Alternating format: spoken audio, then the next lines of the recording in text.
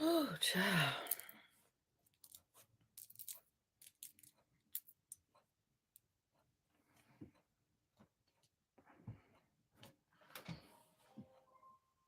Oh. ¿Cómo estás?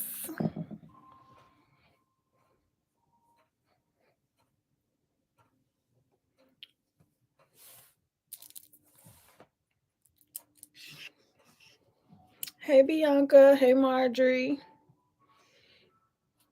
I might as well tell y'all the story time because I need a good laugh right now, okay? I really, really need a good laugh.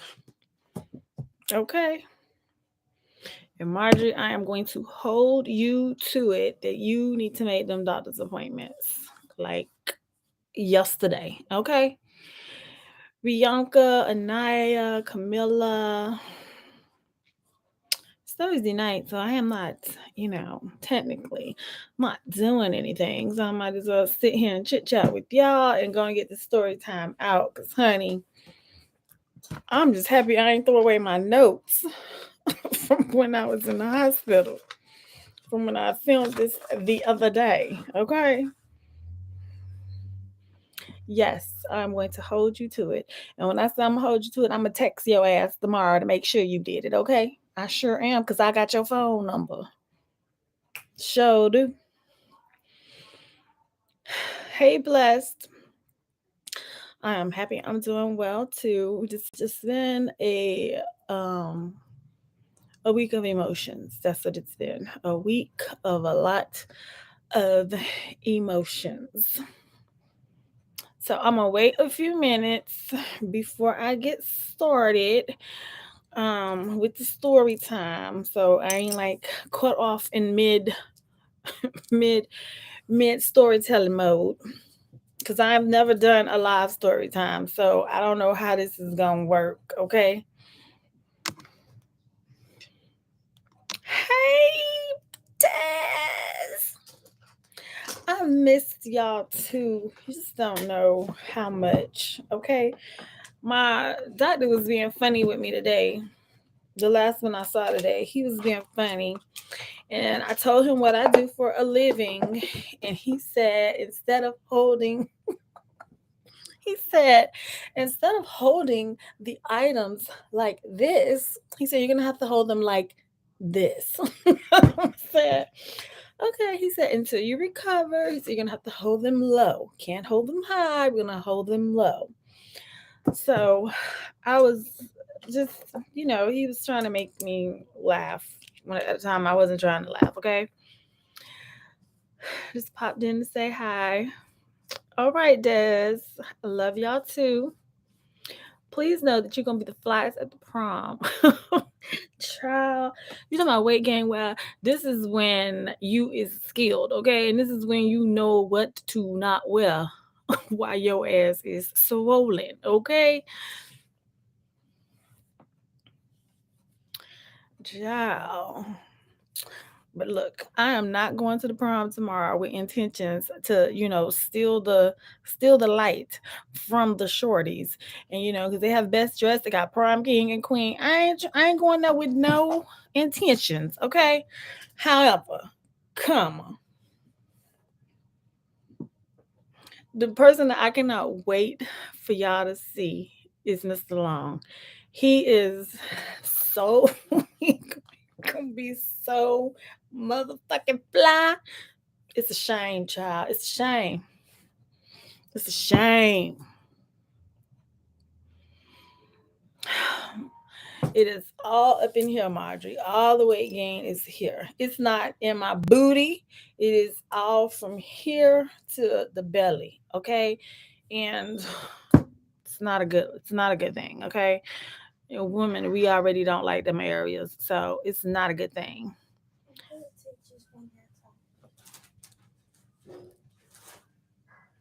Yeah, look at Jada. No, they don't need to look at you.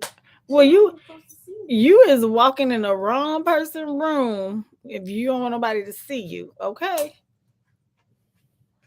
Hello. Hey.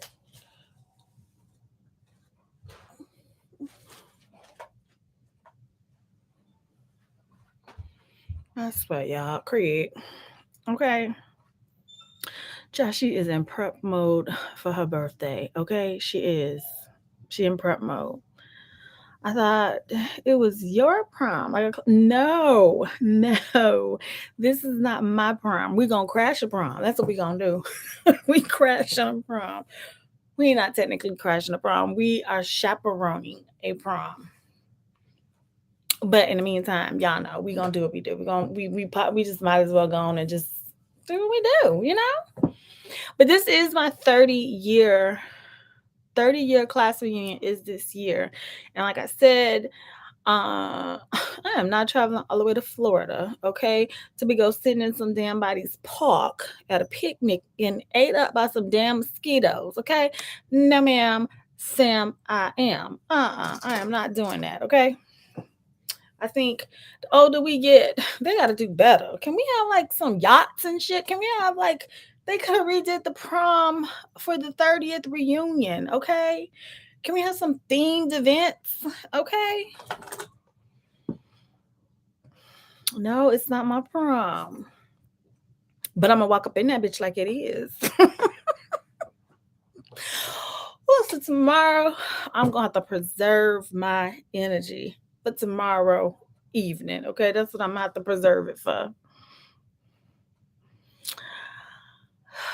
I'm gonna be fly. I am. Mr. Long is gonna be dapper. Okay, he lets me pick his look, and I'm not gonna even lie. The dude that owns the tuxedo place where you got his tuxedo from, he was like, "Oh my God, I have been waiting," and he my age, okay? The guy that owns the place, he my age. He said he been waiting for somebody to want to come in and have fun with their look this year, and it just happened to be our asses, okay? Vaughn, your woman is over here calling you. Come here. Come here. Come here. Here he come, Margie. Now don't fuss at him because he finna show all the ladies his goodies, okay? He came too. Come on. Hey y'all. Hey. Thank y'all for being supportive for my mom. Just been sad. It's been sad. It's been sad, and I've been trying to be here for her. Y'all see he get on his bow tie? He a Chippendale.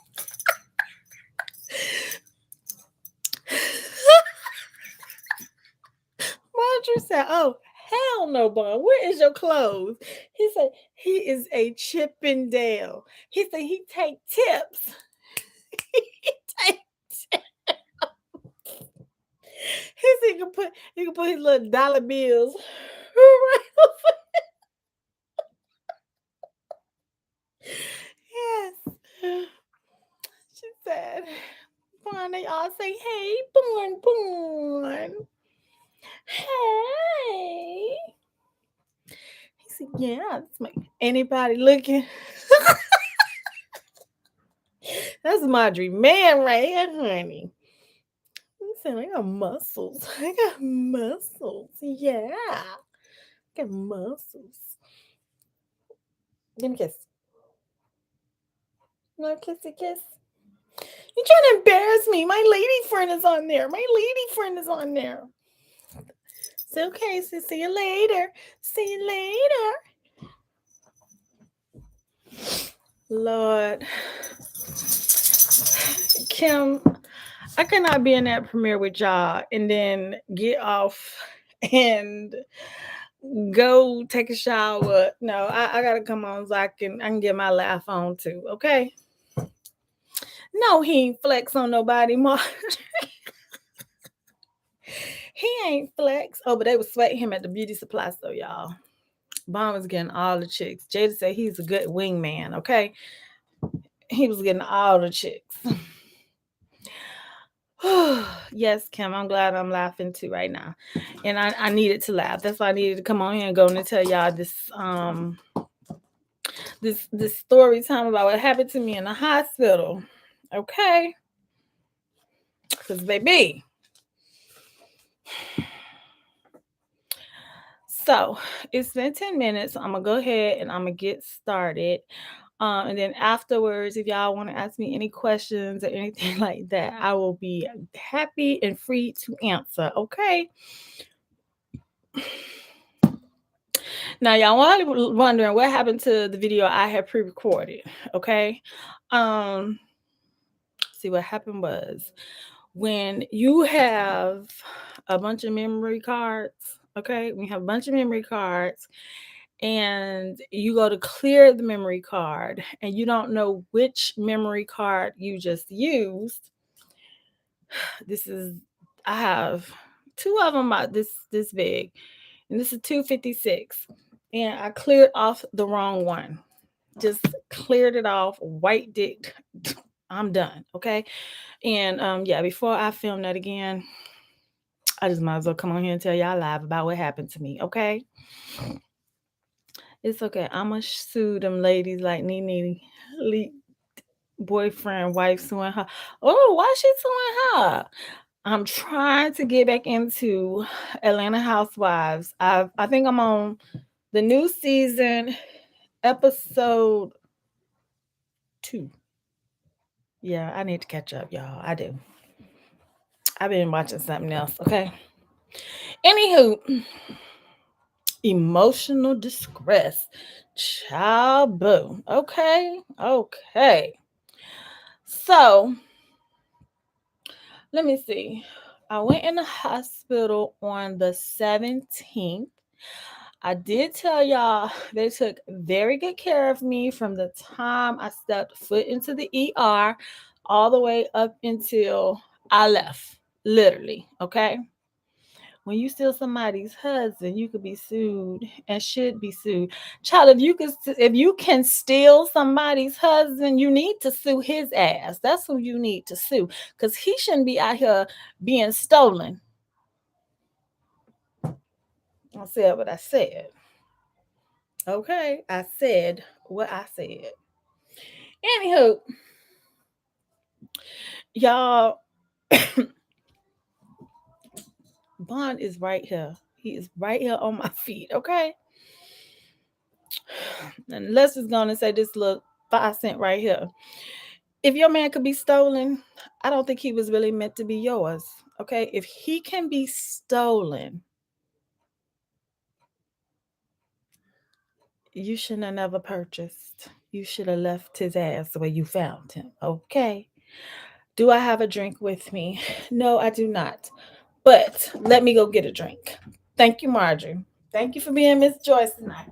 Hold on. Let me go fill this diva cup up.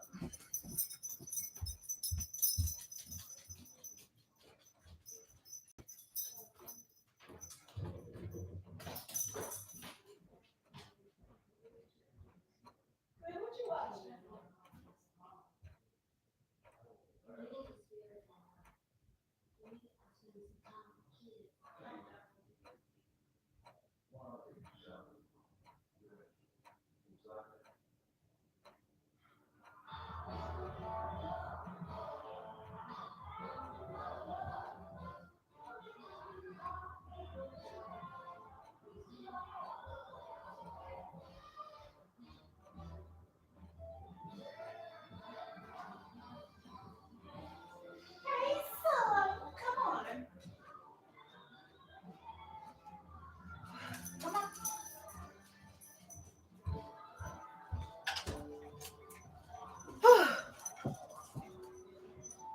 All right. Got me some water. Yes. I have some Propel water for these electrolytes and shit. Okay. It's okay, Auntie Life's Joy. It's okay. Steph needed a good old laughing spell before whew, I shut it down for the night.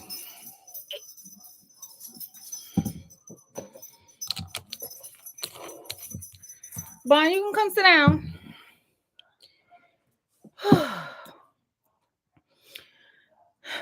Face, you said a man can't be stolen. He was already gone mentally Now he gone mentally and physically and spiritually, financially. He gone. Okay. Sherry, you say I'm back by popular demand. Y'all got story time for y'all ass. Okay, I really do.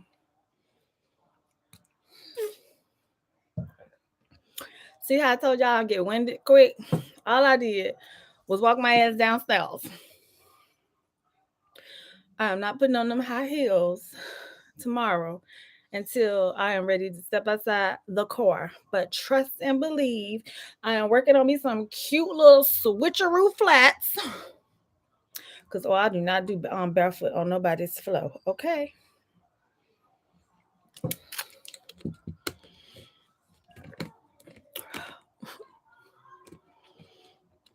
Yes. She quickly jumped in and she did what Auntie be doing. She she my sister. She my sister from another mother, and she said she got me too. Okay. He is Ghost and not Casper. Hello and hello some more. Total restoration is all over me. It is. It's all in my spirit. However, like I said in that video, I would not be being real with y'all if I just didn't share some of my emotions and how I'm feeling. And as you can see, if I take off these glasses, you can clearly see today I just have had a crying spell. Okay. I told y'all I wanted to chop a bitch in the throat at the dentist, and I wanted to chop the dentist, okay? Because she kept hitting my damn gum. Didn't I tell your ass I'm on blood thinners? Okay. Can you imagine me pouring some cayenne pepper in my mouth or my gums? Girl, I will be all the way effed up. Do you hear me? That would not be cool. Okay. Yes, I got some bling flats. And I could not find some shoes that I quite wanted to wear. However, I saw this hack on Instagram from one of the young ladies I met at Thrift and Tales boot camp. And honey, I'm gonna put that hack together. And of course, y'all know I'm gonna film it. Okay, I'm gonna film it.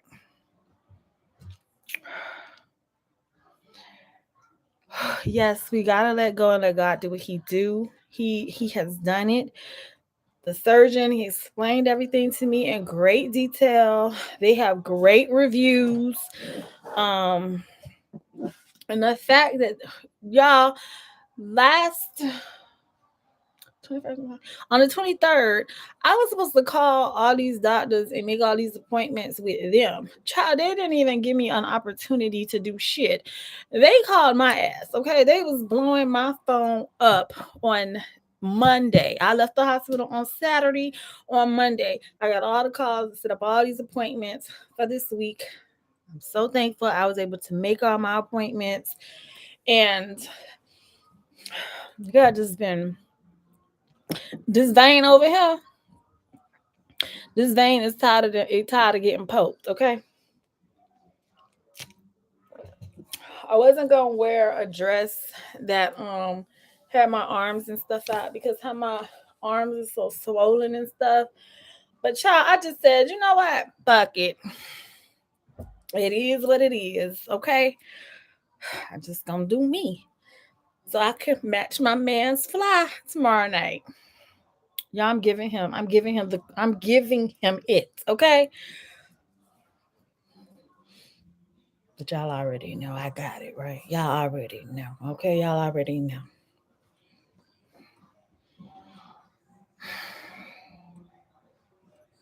Yes, I know I'm healed. I think God definitely put the right physicians in my path.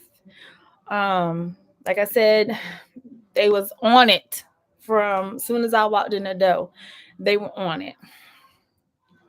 If you want to turn the camera on and just cry or laugh or just stare, we are here.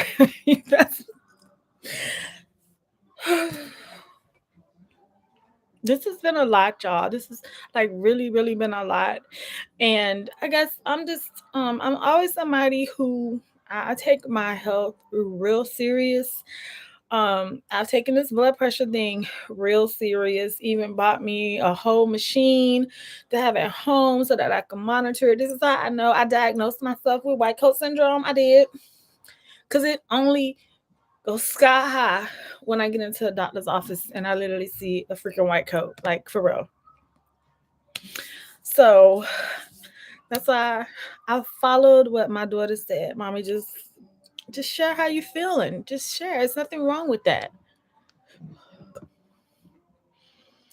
I'm gonna wear something loose and it's gonna be all good. Now I'm gonna tell y'all I ain't wearing no damn strapless bra.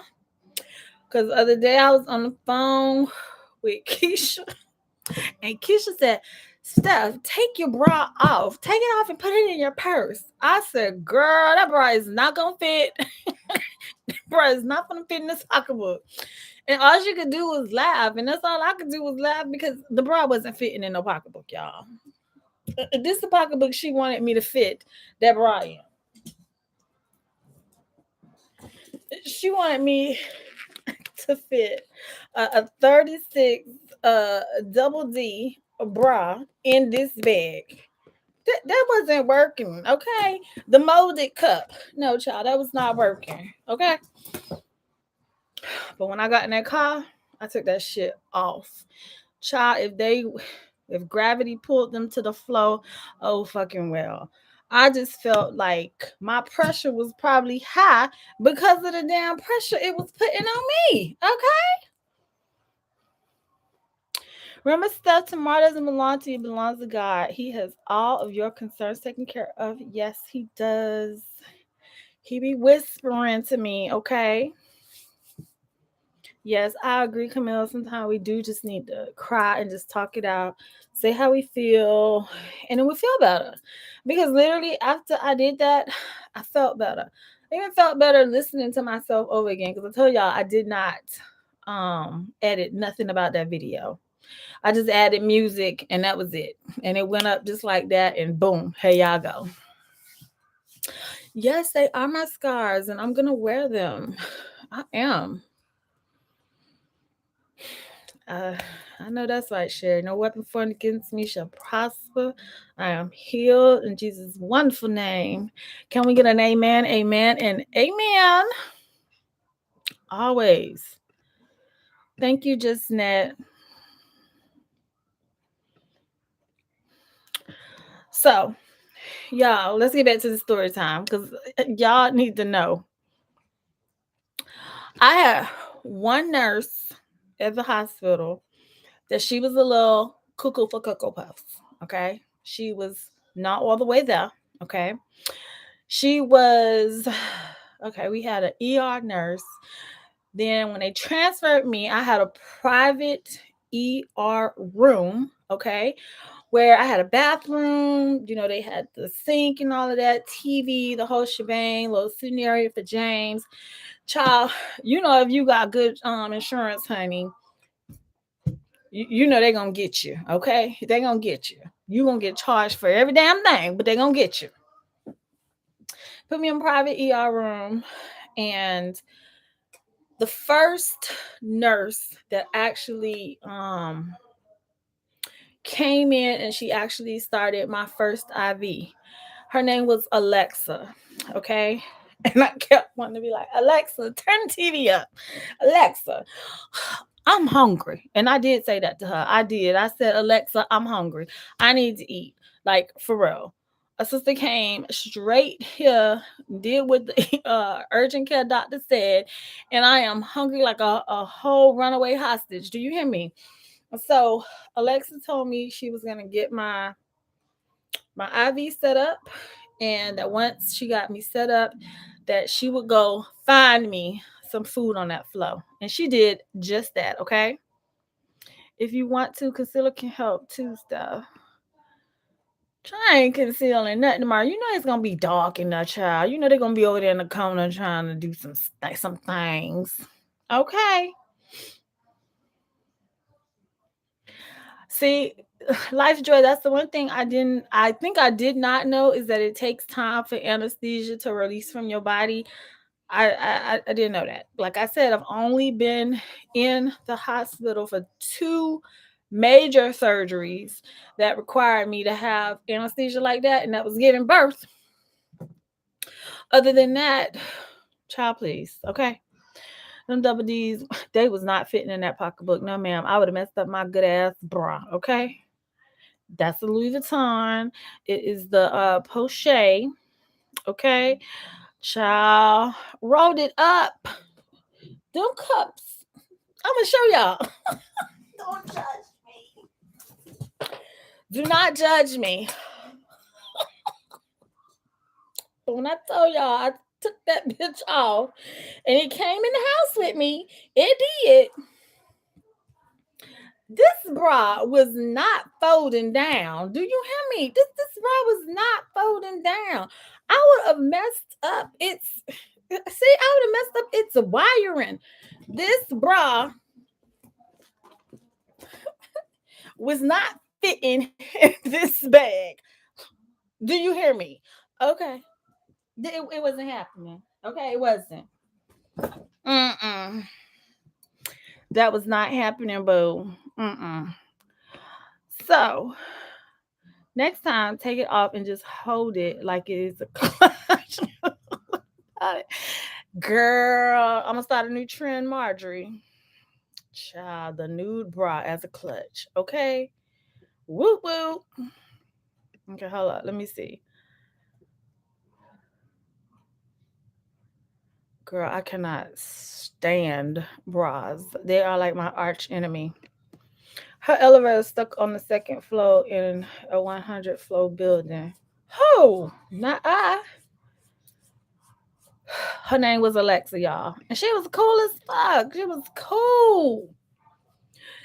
Oh my God. Is that why I be itching? Is it because of the anesthesia? Because my feet have been itching. My arms from like where the anesthesia was, that's been itching. Oh my gosh. Thank you. I did not know why I was itching. I thought I was having an allergic reaction to the medication. Anywho. Oh, she said Alexa. Okay. So Alexa got me situated. She got me started. She went and found me some turkey sandwiches, some jello. She bought me back some ginger ale, anything she could find, some graham crackers. Alexa bought it to me, y'all. So y'all know I probably got charged for all them groceries now, okay? Because once they put that damn band on your wrist, bleep, bleep, everything get charged, child. I was like, James was like, now they're charging you for everything your ass asked for. I said, well, honey, the way I'm feeling right now, I need comfort. And right now, I need something to eat. Okay. They pumping me already with heparin and all of this stuff. I don't know how heparin's gonna react to my body. No, just now. They did not tell me that. Okay. So the next nurse that came on, this was the one that she didn't have it. She wasn't all the way there. Okay. I don't even remember her name. Yeah, because I had all their name. I don't even remember her name. But we just gonna call her, she wasn't all there, okay? She wasn't. She came in. We had saw that a shift had changed because I had dozed off for a minute. James had dozed off.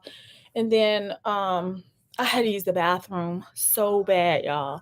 And so I was like hitting the little red button. I was about to be like, Alexa, could you come help me get out all of this mess so I can use the bathroom? But I paged her 4 times and nobody came. Okay. So James got up because it was getting serious. It was getting real, real serious. Okay. I didn't have no Percocet. They didn't give me any of that. She said, take the damn bed. You right. I probably was charged for real.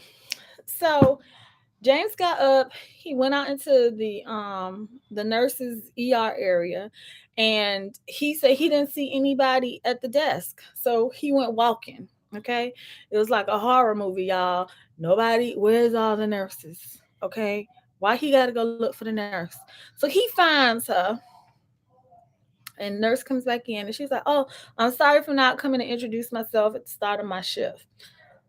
Okay. What does it mean when the right palm of my hand keep itching? Girl, you about to get you some money. So my grandma has always told me, and I believe it to be true. Okay, child. He found her ass. Okay, so she came in, she apologized, and all of this, and so she helped me unplug. She unplugged the I no, she unplugged the blood pressure machine. Now, why she had the blood pressure machine on the arm that was swole? Okay, she had the blood pressure cuff on the arm that was swole. So every 30 minutes when this shit would go off to read my fucking blood pressure, when I tell y'all, no, I have nothing against the cafeteria ladies or women who hold fluid in their arms. When I tell y'all, my whole hand was bloated and full, like if you had took a glove and you said and you blew the glove up. You know how the glove look? That is exactly how my left hand looked. You couldn't see any lines, you couldn't see veins, you couldn't see knuckles, you couldn't see nothing. Okay, you couldn't see shit. James had to take these bracelets off. He had to take my ring off, my wedding ring. My wedding ring's still around the brother's neck. Okay, I ain't got it back yet. Maybe I'll get it back tomorrow on Prom when he asks me to get him some afterwards. You know what I'm saying? We're gonna relive it. This time we ain't gotta worry about getting caught or getting in trouble, okay? For doing what people do after the prom. You feel me? Anywho, um, yes, money is coming, honey.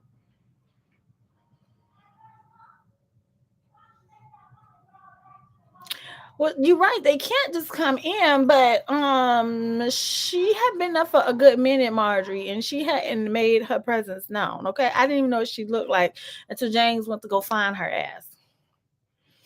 Um, I'm still staying fly. Hey, Sandy, 2 cents. Yes, honey, I'm grateful for health insurance. Me too, honey.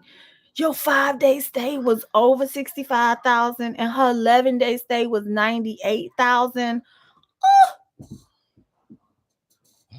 Y'all better be glad I got a chair with a back now, because y'all know I would have fell out, honey. Okay. I was in the hospital for 5 days. So I already know mine gonna be a healthy little bill too, Miss Sandy. Okay. She wasn't no intern, but I don't know what the hell she was. Let me tell y'all what she fucked up at. She she told me that I can go in the bathroom, I had to take the little IV thing in there. And I used the bathroom. She came back. She was looking at the clock. She told me that I could not eat or drink anything after midnight because she didn't know if they were going to do that DVT surgery the next day. So just in case that they were going to do it on that Wednesday, they wanted me to be ready and well and ready to roll. Okay.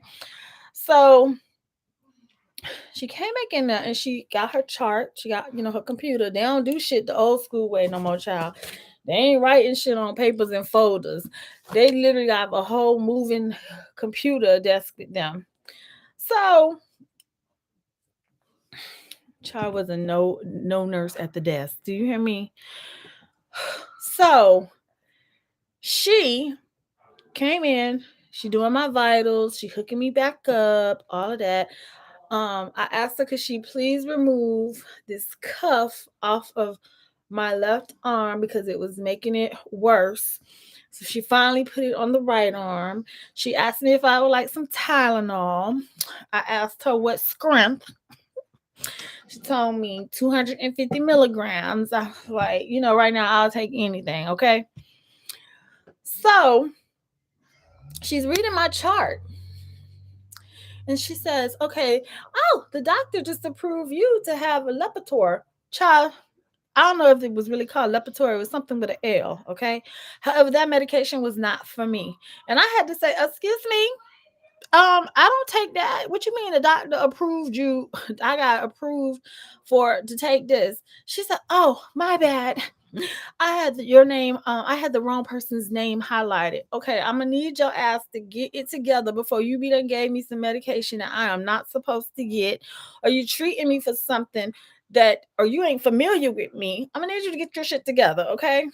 James was like looking at her like, Steph, he said, I'm glad your ass was woke. I was all the way woke. Okay. She was stuck on stupid Aunt Joy. So she was making me nervous because I really was kind of scared to take anything from her because she almost sucked up and gave me somebody else's stuff. Yes, I did get tired of all the constant vitals at night. Yes, I did. But I'm going to tell you, it wasn't the vitals that was messing with my sleep, it was the heat that was messing with my sleep. Let me get down to when they checked me in. So they didn't admitted me. They are waiting for me to be taken to a room. So James is there. We got to the hospital around about 7:30. James didn't leave until around about 3 a.m. He already knew he wasn't going to work, but because they didn't know um when I was gonna get a room, I just told him, go home because y'all know a hospital chair is not comfortable to be sleeping in. And I was looking at the brother suffering. Okay. I was wanting him to tell him to get in the bed with me, but it was no room. All right. So at 3 a.m., I said, babe, just go home. I was like, I'll call you. I'll let you know once I get assigned a room. So when you come in the morning, you'll know exactly where to come. He was like, okay. The lady said I might as well bed down because a room probably wasn't going to be ready until the morning anyway. Yes, I did report her life's joy. I sure did. I sure did. When the head, let me get to that, child. When the head nurse came and asked me for feedback and how I felt I was being treated and all of that throughout my hospital stay, I did tell on her. And she was able to look up who the nurse was that treated me after Alexa, because Alexa was fine. It was a chick after Alexa. So James leaves, y'all. It's 3:15. 3:50. 3:50 a.m. They have found me a bed, a room, and now they are gonna move me. I'm getting relocated, okay? So he texted me. I told him I just got a room. He said, are you fucking kidding me? Yep, they just was waiting for you to leave, bro, to move me. So I told him what room number I was in. Then all of a sudden I started getting all the phone calls because this is when he had done text my mama, my sisters, the girls knew. I had already talked to the girls earlier that evening. Jasmine was trying to be keep it together, but I could tell she wasn't together. When you know your kids, you know your kids, okay? Jada Jada be acting like a little thug, yet Jada was holding it together for her sister because somebody had to be able to cope with Jasmine. So James just had prepped them, to not scare me while they was on the phone with me and stuff like that. That just speak positivity into her and she's gonna be fine. So 4 o'clock in the morning, y'all, I'm getting phone calls. Who y'all think the first person called me? Beauty, because y'all know she be up. She called. I'm in transport, going down the hall, not walking, but the bed is moving down the hall. I'm in the elevator. My sister like, Steph, how you know you had a blood clot? I couldn't really talk to her the way I wanted to. So I told her that I would call her back. Just let me get situated and let me get settled. Y'all, my first nurse, once I got admitted to my room, y'all, his name was Hurstel. And Hurstel was Okay. Hurstel was that guy. Okay. Hurstel, oh my gosh, he had me laughing. He introduced himself. He was like he was gonna be taking care of me. He said that I was in great hands. He was like, I'm gonna get you all settled in.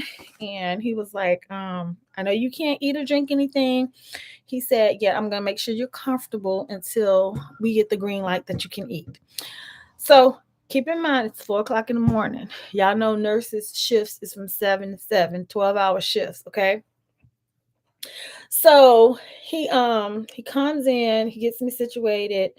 Then of course y'all know it's another nurse. She comes in. Her name was Holly. She's asking me all the logistics, about domestic violence.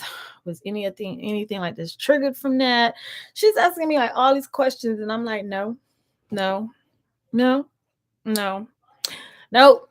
Nope. And she said, I know this is like uncomfortable. She was like, however, she was like, we have to ask. I said, I understand, and I'm allowing y'all to do what y'all do, y'all protocol, because I think that's a good thing that they ask questions like that. I think um it's important to know because now the spouse or if it was my boyfriend or something, he's not there. So now they feel like you are safe to speak or talk or say something if something needs to be said. And so my answer was no. She got me situated. They got me with my socks on, with blankets, the whole nine. And then so Hersel was like, okay. He was like, I already know what you were about to say. And I said, what? He said, because I saw how you kicked off that blanket because I was hot. I told y'all I don't sleep in hell. I don't. Okay. And I said, yes. Why is it warm in here? And he said, your neighbor, your roommate, he said she's old. And he was like, she 95. So this is why it's really warm in here. He said, because the elderly, they be real cold. And I was like, okay. I was like, but it's not gonna be like this the whole time, right? And he was like, no, no, no, it shouldn't. He was like, but bring your little ice chip so you can cool off. I had a window view, you know. I was like, all right, I'm just gonna chill. I'm gonna try to rest. I turned my TV on. You can only hear the TV from the little speak thing they give you. So y'all know I'm watching IDTV. Okay. IDTV all day. Watching that, the tech came in. Her name was Shanice. So Hurstel and Shanice. Shanice was a black young lady, and she was the one that hooked up all my vitals, made sure I knew how to maneuver my IV machine, the whole nine. I could still get up and go to the bathroom, yada yada yada. Is that your Is that your daddy? Is he coming upstairs? Oh, excuse me, y'all. Girl, they gonna see you if you walk in here. Uh-uh. I look like a Barbie. That granny would have been calling for heat. Child, let me finish Life's Joy. I look like a Barbie. Who's she looking like? I look like a Barbie doll. But this isn't the finish. I was just in there playing around. Why your baby hair don't got a little blonde in it? Mom, because the hair wasn't long enough for that. Oh, cause see, my baby hair do. Well, not my baby hair, my edges. Child, stop. Okay. They say, hey, Jada. Hi.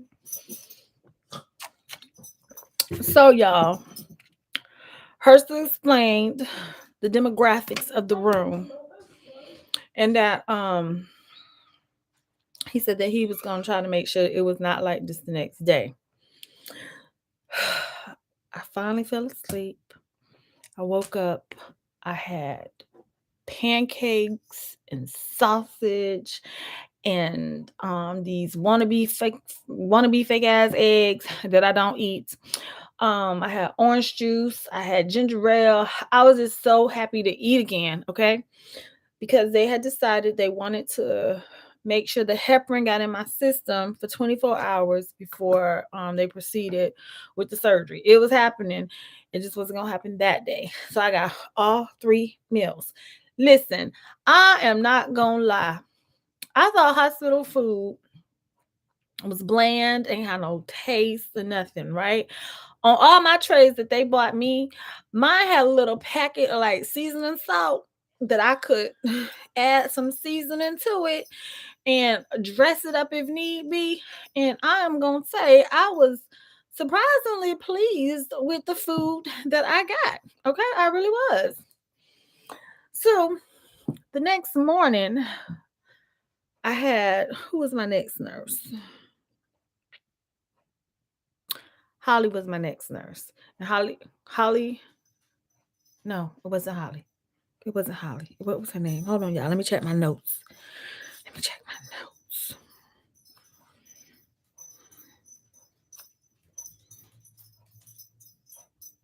No. Her name was Carly. That was her name, okay? She said, take some Mrs. Dash. They had me pretty much on like a regular diet. So they wasn't like I was just happy to have a liquid diet, okay? That's what I was happy I did not have, okay? She said I had that table seasoning. Girl, and I used it. I used it on lunch and dinner, okay? Breakfast I could deal with. So Carly was my nurse throughout the day. And it got to a point when James came in, he was like, they got you set up nice. He was like, I'm tripping. He was like, I want to get my stuff and I don't want to go to the VA hospital no more. I think I need to get me a private PMC as well. He said, because I like how they move for you. And he was like, that says a lot to him. So he was like, they had me set up right and all of this. So he's sitting down. He had bought me some stuff from home, like my neck pillow. He bought me my own blanket. He bought me my Crocs because y'all know I wasn't walking around barefoot, okay? And them socks wasn't working for me because y'all know I was kicking them off in the bed because I was hot. So he bought me some of my personal things, my iPad and stuff, things that to make sure I was comfortable because they told me I was gonna be in there for a couple of days. So Carly, she really thought I was bothering her to death, but I did not care. Tylenol was not working for me, y'all. The longer that this blood clot was in my arm, the worse it was getting. It was getting worse, even with me on the heparin drip. They had me on a heparin drip and a saline drip as well. They said the first 12 hours I was not therapeutic. So they kept having to like adjust it. So with them doing that, of course, just like me, have to go to the bathroom. And also it's making me even more pain because this arm, when I tell y'all see my elbow today, 11 12 days ago, you couldn't see no elbow. You couldn't even see that line right there. You couldn't see nothing. Everything was just swollen, okay? So I kept asking her, I need something else. That the Tylenol ain't doing shit for me, okay? Yes, I get stuck to the sheets, okay? Oh, you said, I don't think I want a puree diet. Yes, my food was good too, Bianca. So finally, she came back in there and she said the doctor ordered me morphine, okay? So she was like, they was giving me 2 milligrams. And she said, she said, have you ever had it? I told her no. She said she was gonna be putting it in intravenously, so it was gonna be just like that. Okay, y'all. She wasn't lying. Child, I was high. I was so high. Do you hear me? I felt when it kicked in like immediately. My arm was numb, but it also had this burning effect to it where it was like right up under here. All of that shit went away. It all went away. They was coming in, they was checking my vitals. My blood pressure was I would consider it high because it was still like in the 150s. Maybe the lowest it was before they took the blood clot out was like the 140 somethings, but for the most part it was in the 150s. And so I was hot. Keep in mind, I got a 95-year-old roommate. Every time I walked past her bed and she was sitting in the bed, y'all, she was just the cutest little thing. Okay, she was just sitting in the bed and her little her little frail hair and stuff. She was just she even had on lipstick. Okay, she was so cute to be 95. She was cute. But she was causing me problems, okay? She was causing me problems because my ass was suffering, all right? So, James, when I say he was there from 8 a.m. to 8 p.m., he was. He would leave, he went to go pick up Jada, brought her home. He would go eat dinner, come back, and he was there the entire time as long as they would allow him to be there, okay? But I'm gonna tell you, once I got that morphine, when they bought me lunch, I recall I fell asleep eating the lunch, okay? I was that was like the first real relief I had since I had been in the hospital. So when I tell y'all, they had me on every 6 hours morphine if needed, and every 4 hours Tylenol if needed. When they came to give me that last dose of morphine around midnight, when I tell y'all, I'm gonna tell y'all what I dreamed about in the hospital, y'all. I dreamed that I was at the thrift store that I really wish I could go to. I don't know where this bitch located. When I tell you, it was full of gems. Everything I saw, every rack, every hanger I moved, it was fire. Do you hear me? I'm in the hospital, y'all, dreaming about thrifting. Okay, I was dreaming about thrifting, and I dreamed that I was at this thrift store. It was 2 floors, and child, everything in there was fire. There was no junk, there was no trash. It was all fire. Okay, I slept so good. When Hurstel came in, because when his shift started at 7 p.m., he came in. He was like, "My girl's still here." He was like, "You doing well?" And I said, "No." I said, "I have a problem." He said, "Shanice already told me." I said, "What did Shanice tell you?" He said, "Shanice said that you was hot." Yes, I'm hot. I'm hot. He said, "Okay." He said, "Well, I'm gonna fix that." I said, "How you gonna fix that?" My little roommate. He said, "Well, I'm gonna throw some extra blankets on her ass." He was like, "Because one can't be suffering and one can't be good." He said, "So you suffered last night." He said, "So she gonna have to just deal with it. I'm gonna throw some extra blankets on her ass." Hers to say, "I got you." Y'all, within the hour, the temperature, when I say it had cooled all the way off. I didn't have to have on the blanket that James bought me from home. I didn't have to have on they sheets and shit they had. I didn't have to have on none of that. When I tell y'all I slept like a baby and he had gave me that last dose of morphine, I slept so good. When I got up to use the bathroom, I was looking at my roommate. Y'all, her still had about 4 blankets on her. He had her ass all tucked in tight and shit. But she wasn't getting up using the restroom like that. So he had her all tucked in and shit tight. And he was like, he came in, he said, "Better?" I was like, "Better." He was Asian. So let me go and tell y'all that. He was gay, he was Asian, and he was funny. Oh my gosh. He kept me laughing. And so he was like, "I told you, I got you, I got you." He was like, "You gonna sleep well tonight. She slept good last night. You gonna sleep good tonight, okay?"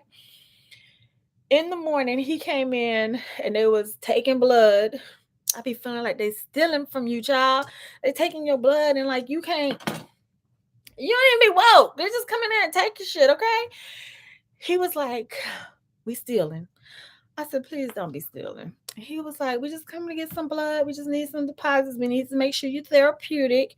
And before his shift ended, he was so happy to come back in there and tell me that I finally was therapeutic to the heparin.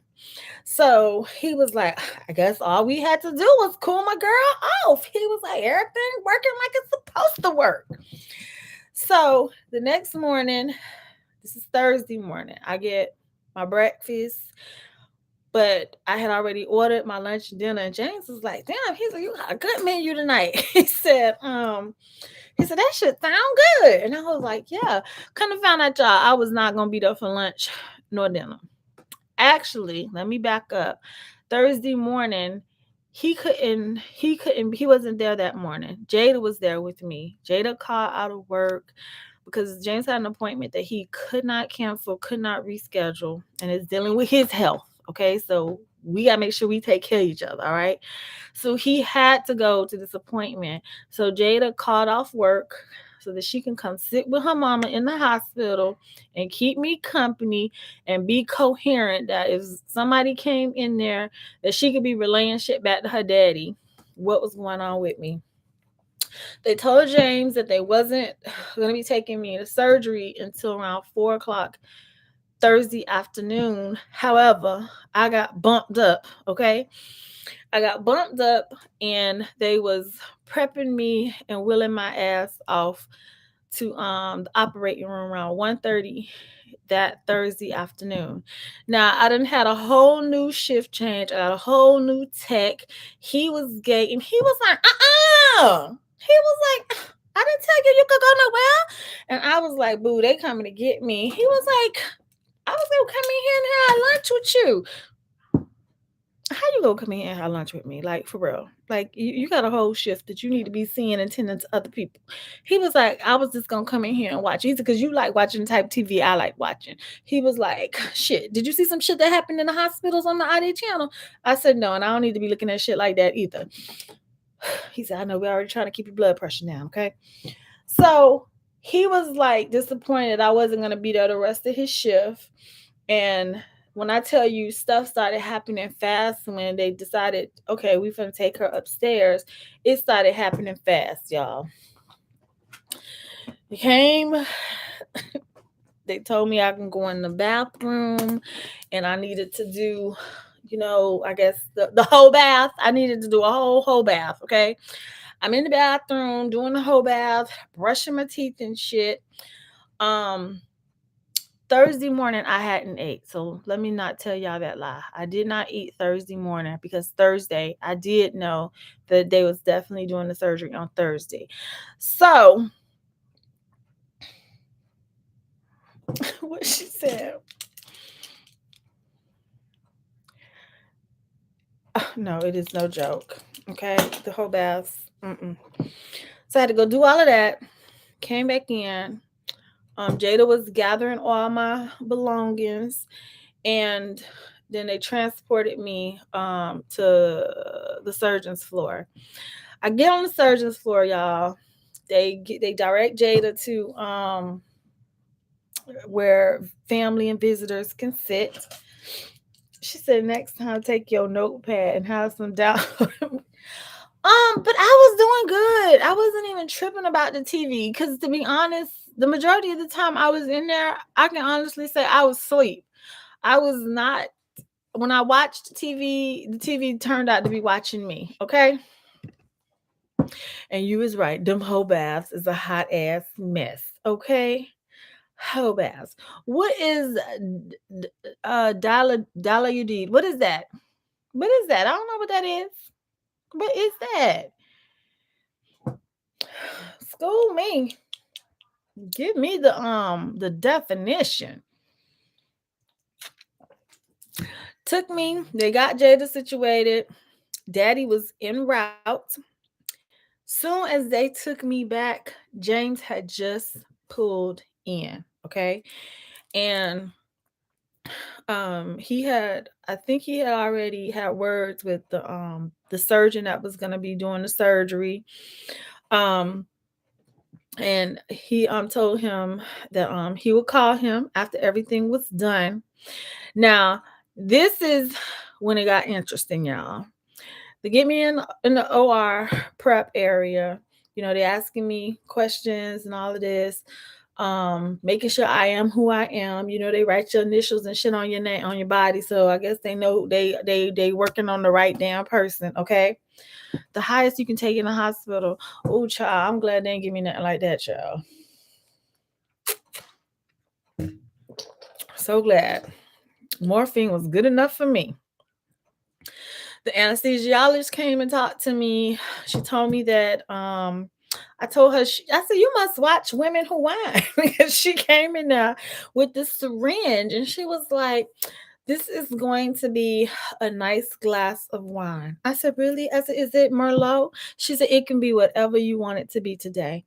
She said, but this is going to be a nice little glass of wine for you so you'll be knocked out. She said, once we put you under, she was like, you won't remember any of this. And I was like, okay, all right, that's cool. I'm gonna have a glass of Merlot. She asked me, she said, Dilaudid. Dilaudid. Okay, Dilaudid. Okay. Thank you, Marjorie. I be needing the phonics, okay? Oh, it sucks. So she gave me we talked about that. She told me they was gonna be putting me under and everything that the surgeon was gonna do. Surgeon pops up, he is at the end of my bed, okay? He's talking to me. Obviously, I don't have on no jewelry, but they asked me anyway. They was like, okay, do you have on contact lenses? I was like, yes. They was like, do you have any metal hair clips or what you call it? Hairpins or anything like that in your hair? And I was like, yes. They said all of that has to be removed. And so I was like, are you for real? So he was like, yes, for real. So I was like, fuck it. Okay. A whole man is standing at the end of my bed, y'all. And yes, y'all remember my cute ponytail I had? I showed y'all this the other night. And my cute ponytail. I said, okay, I said, Nurse Kim. I said, I need you to get me one of these little blue bonnets that y'all all, walking around here with. I need a blue bonnet. She said, oh, you're gonna have a blue bonnet. I said, but no, I need my bonnet now. Okay. She was like, okay. And then so she was like, you're just gonna take your hair loose. No, I'm about to take my hair off. Okay. So she's like, oh, I was like, yes, it's a clip on. And so she was like, okay. I said, but what I need you not to do is I need you not to lose my ponytail. And she was like, got it.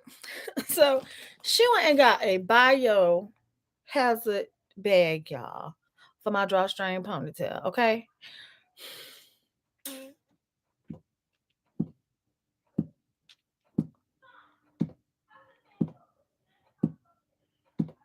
Marjorie, I wish I had Alexa too, because Alexa could have just removed the hair. Okay. Child. My ponytail has not been removed from the biohazard bag until just now. Okay. I had to take this off. Okay. I had to take this off. It's just that's the absolutely Bianca. I had to take this off, and no lies told, it say Stephanie Long, sex, female, date of birth 9/7/74, 47 years old. Okay, admit date. It say all of that on this tag. Okay, and she she put my whole Afro puff in a damn biohazard bag. Like, for real, Craig. And so all I said was, you better not lose it. I said, because that ponytail is hard to find. That color is hard to find. She said, I got you. Kim said, I got you. Let me tell y'all what Kim did. And I'm going to show y'all. This is for real. This is real shit, okay? Do y'all see that punctured hole right there? It's a, it's a hole already there, okay? You see it? The hole is already there. My ponytail was attached to my chart. My ponytail was attached to my medical charts, okay? It was in the binder, and every time, real talk, every time the doctor them came in, y'all know I gotta give y'all a visual. Every time any doctor came in before I went into surgery, okay, the chart was like this, okay, and they looked, and my ponytail was right here, and they just, okay, close it up, and this was my chart. I was like, why they gotta do my afro puff like that? Like, why? But you know what? I told their ass to not lose it. She made it home. She ain't end up in nobody's trash, nobody's biohazard box. Okay. She made it home. They put her in her own little blue bonnet. And then when I took my ponytail out, y'all know my ponytail is only this it's only that long. Okay. That's the length of my ponytail. Okay. It was just sticking up. I didn't even care. I just put my little blue bonnet on, and I was like, I'm gonna be fly with this. Okay. I just told her, Kim, don't take my bonnet off. This the one time I'm okay with wearing a damn bonnet. Okay. One time.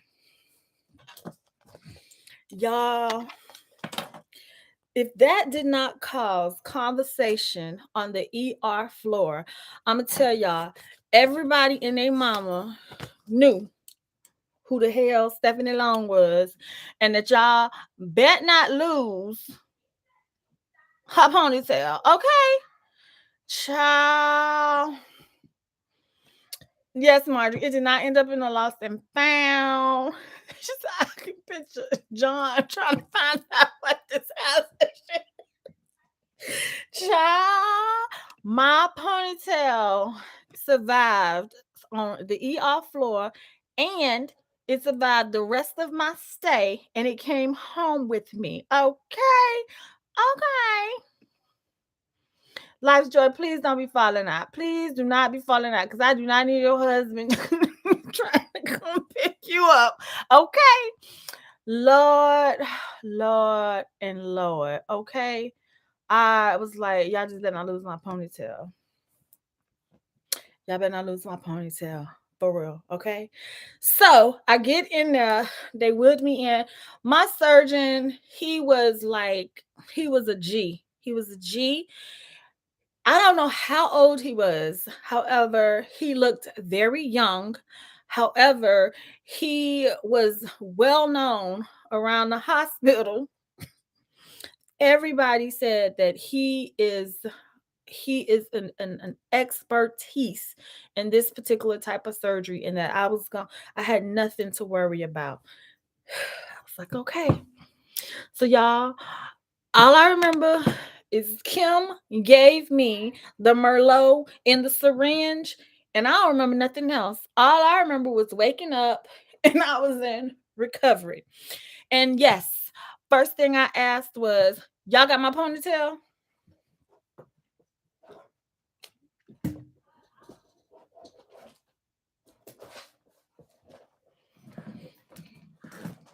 And Kim was with somebody else. So Nurse Jenny said, yes, Mrs. Long, we do. She's right here. Okay. I was like, okay. I said, my husband here. She was like, yes. She said, doctor is getting ready to come speak with you. He's gonna tell you about how everything went, and then we're gonna go from there. So I was like, okay. Girl, Chiquita, don't hurt yourself laughing at y'all, cause honey, I was so serious about that ponytail. So serious, okay? I wasn't gonna sue him about my ponytail, but I would have asked them to replace it. You charged me for everything else. Let me charge y'all for my ponytail, okay? That was a whole $14.99 that I need back in my life, okay? Whew. Anywho, oh, child. Tanya, if you want to like this video twice, child, share it so your friends can get the good laugh too, honey. Share it. Share it and bring over more sisters to share this experience with. That's how you can like it twice, okay? Girl, oh my gosh. The doctor came, he talked to me, he said, Steph, he was like, everything went well. He said, I did leave. They left. When I tell y'all, my arm was taped up from all the way from here all the way to here. I had this waterproof like tape on me, this big ass bandage, but it was a stick that was still in my arm, and it was a catheter. Okay, he left the catheter in. He told me that I was gonna be staying in ICU overnight because he really needed them to watch me, and also he wasn't finished. He was going back in on Friday, and he was going to make sure that they had a whole separate heparin drip just for this arm. So I'm on heparin over here, and I got a double dose of heparin over here on this arm. Okay, I was like, oh my gosh. I was like, okay. He was like, so this arm has to stay straight.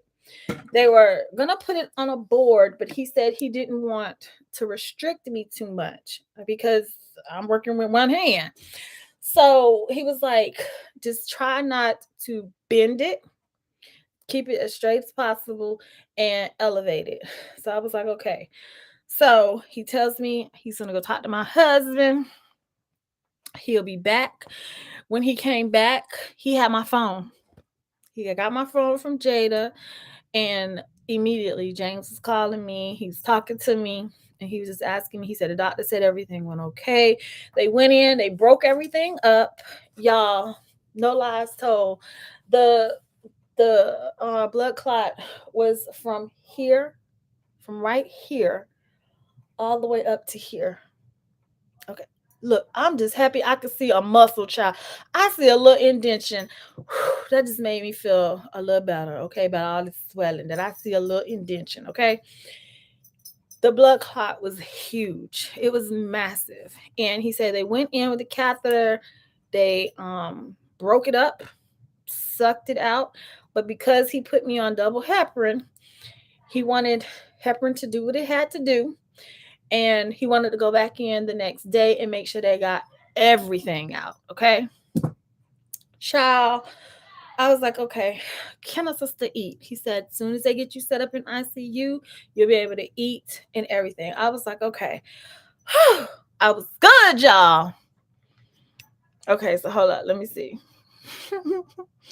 Please stop, James. Is in here. Okay. Lyric, you better know how to call 911. Okay. She said, I took an opioid on 2 nights, but told them I needed the lowest dosage because I ain't going home with no. I know that's right, Sandy. That was the one thing I didn't want either. And I'm glad they didn't give me any opioids. I don't know if I don't know what the fuck morphine is. I just know I see it in the movies, and people be giving it to the soldiers when they done got injured. And then you give a soldier too much, I just know they could die. Okay, that's all I know about morphine. See, I ain't into drugs like that. I say no to drugs. Okay. Did your machine keep going off if you didn't keep your arm straight? Yes, it was going off constantly, constantly. But let me tell y'all, once I got to ICU, this was a whole nother motherfucking experience. Okay. I think I'm kind of glad I'm telling y'all this story live because I am able to be like a whole lot more detailed than I was when I told it and it got deleted. Y'all, I get to ICU. It is about 5:45. I had a whole female nurse crew when I first got in there. Y'all, they had me. I was in the room, with all the glass doors and shit. I was in the room right smack in front of the nurse's station. When I tell you nobody could miss me, they could not, okay? They got me set up, switched me over. Like this was like so like funny to like be laying in a stretcher bed and then all of a sudden 1, 2, 3, everybody pick you up and then you move to another bed. Like I was like, oh, I was like, they strong. Okay. Okay. They set me up. They got me hooked up to all this shit. So now I have an IV on this arm. I got an IV on this arm. I got blood pressure cuff. I have an IV here, on here, and then I got an IV over here running in this vein too. Okay. Does your hair feel heavy? Not at all, tink tink, and it's actually getting ready to come out first thing in the morning. So y'all, 5:45. I got the whole female crew. They get me situated. They asked me if I had to use the bathroom. That there was two things that I no three no two things that I could do. No, three. One was there is this thing. I don't know what it's called. It's something starts with a P. That it's blue, and you put it between your legs and you can just pee on this thing and it's gonna suck the pee up and it's gonna go into this little container that's behind your bed, right? I was like, okay, so you want me to do what? So the nurse, she gives it to me, she hooks it up. It was probably about this wide, a Perrick. Yes, that's what it was. She gave it to me. She helped me, get situated. No, they not doing nothing to this arm. This arm is like off limits for blood pressure and everything, okay? And they all know that now, all right? So she gives me the Perwick. I put it between my legs. I got on this whole gown, with your ass out and all of that. If there is not a more humiliating moment than being in the fucking hospital.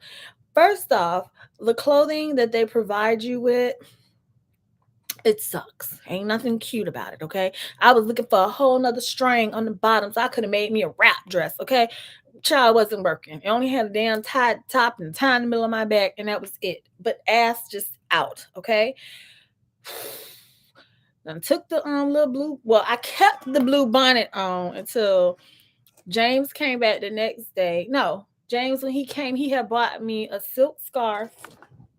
It was this silk scarf right here, okay? And y'all, it's still tied. I'm gonna tell y'all because there's a story about it's still tied like this. So I'm sitting in the bed and I gotta go. I gotta go. I gotta pee. So she set me up. I put the thing between my legs and I'm sitting here waiting. I gotta go, but I'm just waiting, okay? Y'all, I could not pee on that thing. I just couldn't. It just felt nasty. It felt like I was gonna pee on myself and pee in the bed. And once you are potty trained, child, ain't no going back in time, okay? Not for me. I'm sorry. I would have rather them put a depends on me, okay, versus me peeing on that thing. So I asked her, I said, is there any other method that we can do? She said we could do a bedpan. I was like, no, that's still the same thing as sitting in the bed peeing. I said, I can't do that. She said, or we can give you what is it called? Um Not the bedpan, the commode. Okay. I said, I want to sit on the commode. Okay. I want to sit on the commode. And so she said, well, this is what's gonna happen. A little pink tub thing. Okay, so she put the little pink tub thing in the commode. They had to unhook me of all this shit, okay, for me to get on the commode to use the bathroom. I still had this whole female team, right? So, child, I sat there for a long time because it just still didn't want to come out. It was like my body was like, bitch, they got all the whole damn thing wide open. Okay. So everybody is looking at me sit on this commode trying to pee in this ugly ass blue and white uh, sheet. Okay. I was like, oh my gosh. So then James asked if they could close the curtain. So they closed the curtain. So now it's James and Jada all in the room with me. So Babe was like, Steph, he was like, you gotta pee. I said, Jada, come turn the faucet on because it's just not happening. This is like no privacy, okay? So Jada came, she turned the water on, and I'm just sitting there, sitting there. This is the first time I have to use the restroom after the surgery. So finally, I peed. It felt like the thickest fluid ever relieving from my body. Okay. However, they explained to me why. Because of the dye that the doctor shot into my arm, to be able to look with the camera and all that stuff. All of that stuff was coming out now. So I sat there for a while because I was like, I'm gonna just sit here and I'm gonna just wait because I feel like I'm gonna have to go again. So finally, it's like 6:45. They come in, they getting ready to bring dinner for me and stuff like this.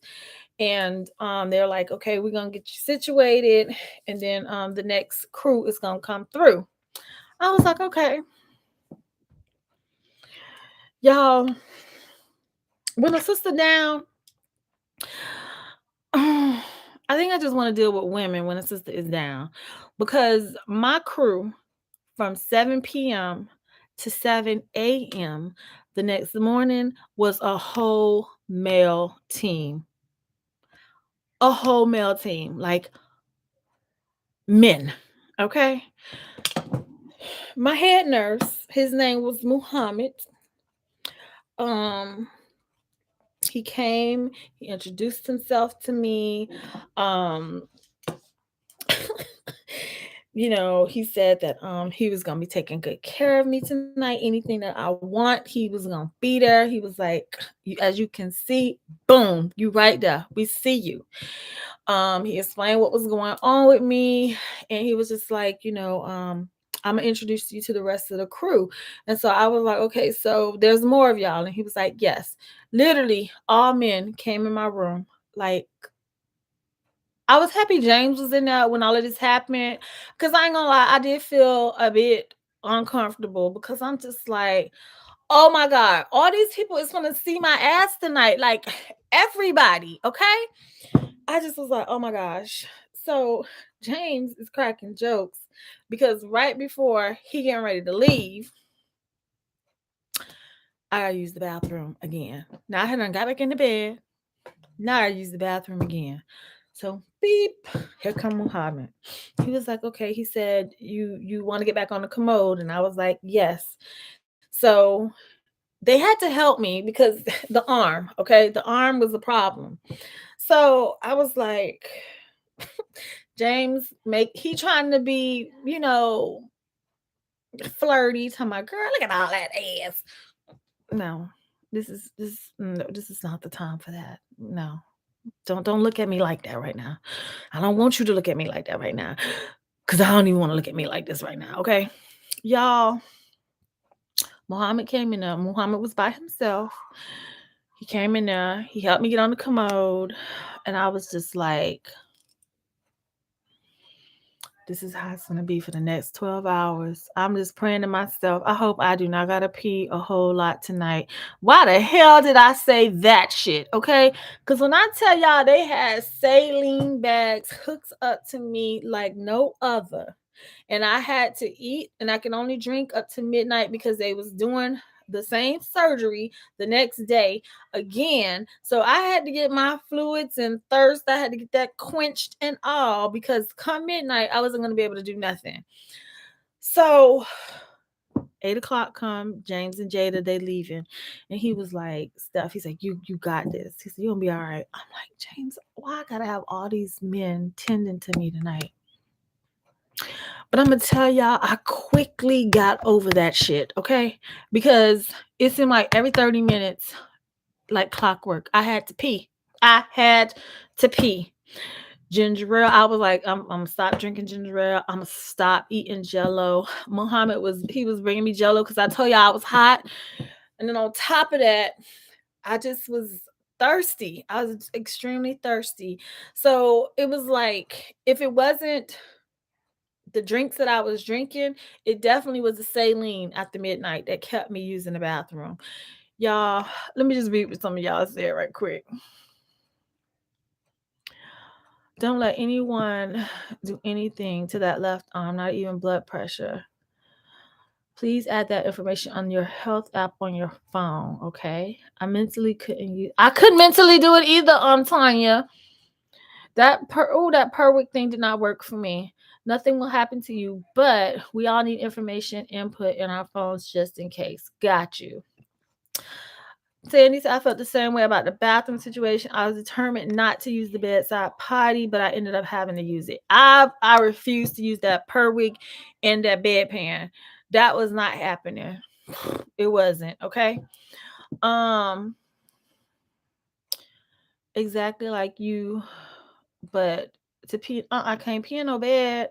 She said, I was in the teaching hospital once and I had a crowd of medical students watching me get my catheter taken out. That's the worst. Okay. The hospital is another dimension. It is, child. Bedpan is the worst because they usually end up spilling something. No Slim put my butt on the toilet. I know that's right. Dr. Jack, I agree, but the students must learn too. Oh, hell not, Craig. That's where I draw the line to the bathroom. The bathroom was the worst, okay? I'm convinced that a few of my nurses were straight up angels sent by God based on the real life. Sandy, I felt like that too because when I tell you from 7 o'clock to about 10:30 that night, I let that shit go. I was like, fuck it. If they ain't seen somebody's ass, then I don't know. I said, I think I got a pretty ass. Okay, so y'all just looking at a pretty ass, but it's humiliating. It is very, very humiliating for people to see you in that vulnerable space that you in. You're naked. Everybody see everything. They come, they take your blood pressure. They gotta unsnap the gown to make sure the little tab things is in the right. So I just was like, fuck it. They taking care of me. I'm gonna just let them take care of me. I'm gonna let them do what they do. Okay. But I had some great conversations too, Sandy, with all of them. And the male crew, I have to say, I was impressed. Muhammad, Chris, and Darius took very, very, very good care of me. Okay. Child, I had to remember their names. Okay. I was feeling so many feelings. I don't care who's child, that's how I was feeling. Did you have Lasik too to make you pee? I don't know.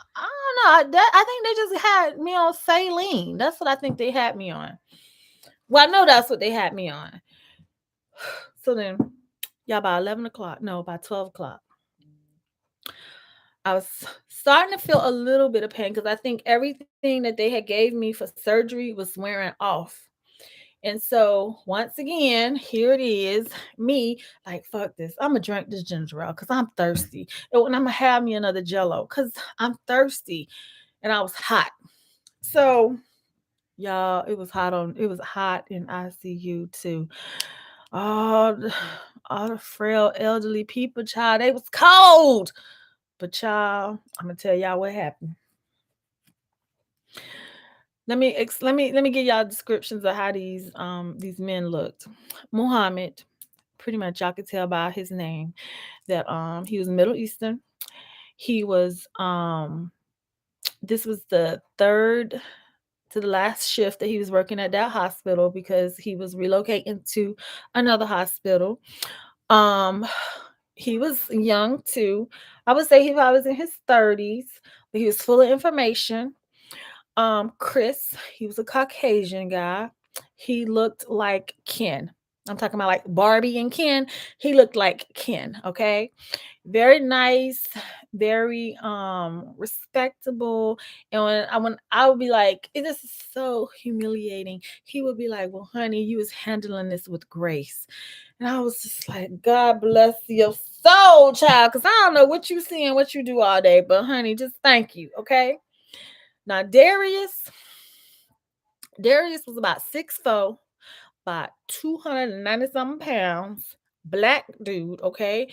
He had a wave cap on underneath his the little scrub thing that they be wearing. He had his nurse's uniform on with his name like embroidered on his on his shirt, and big burly dude, right?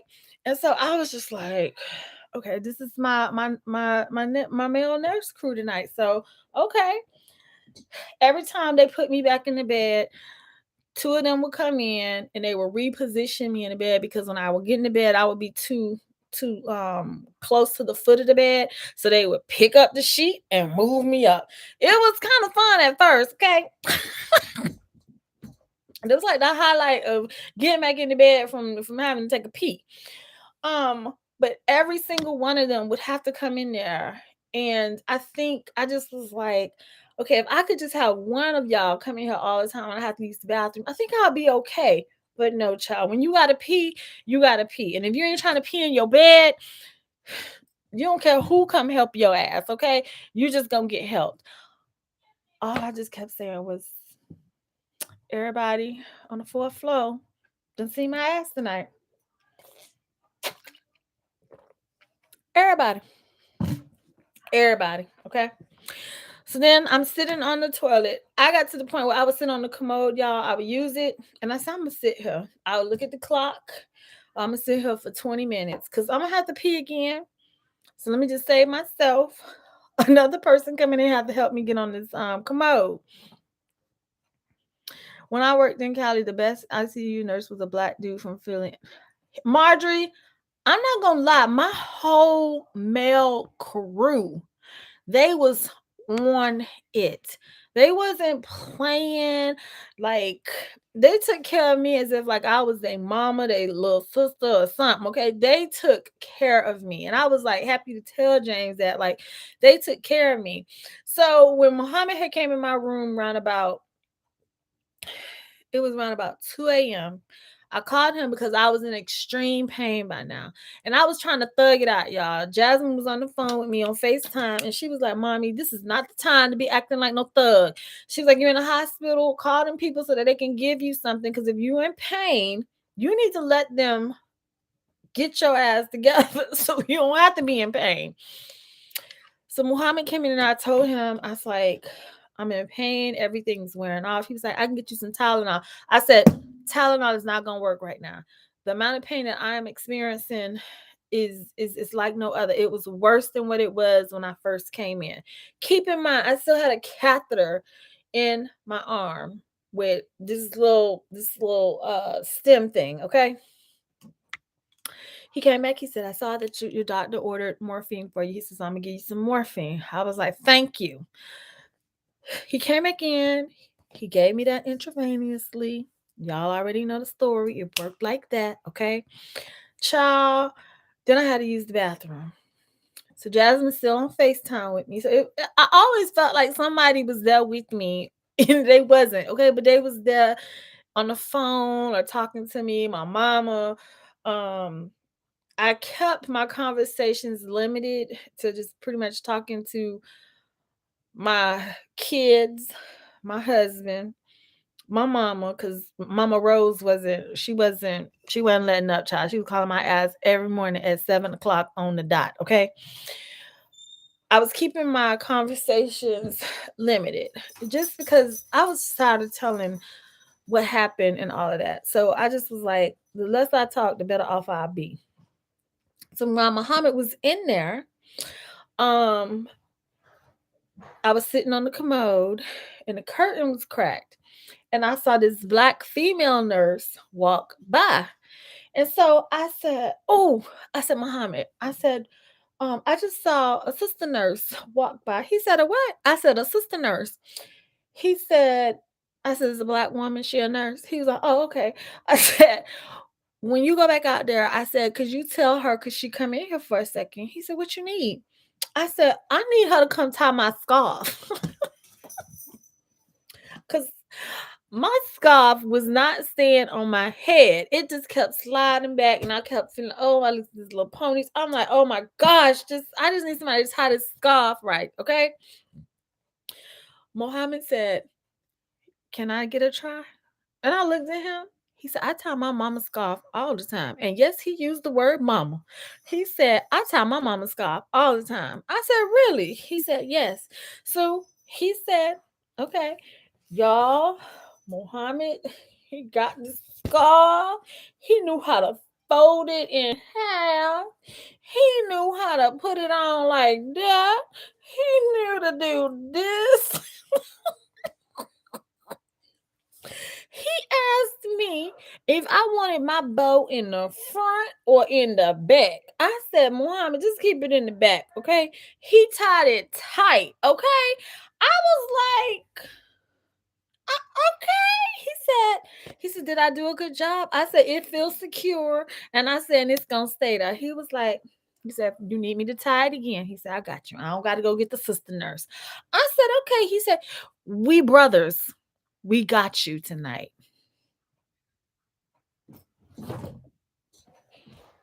I was like, okay, all right.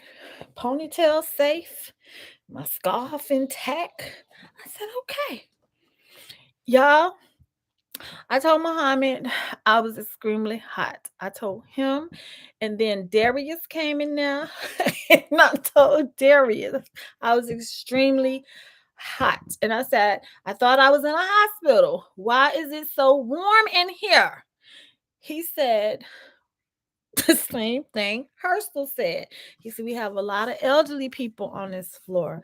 And he was like, they be cold. So he said, we try to keep the temperature so they're comfortable and they don't have to have on all these blankets, making a temperature go up. I was like, okay, but what about us who can't sleep in hell?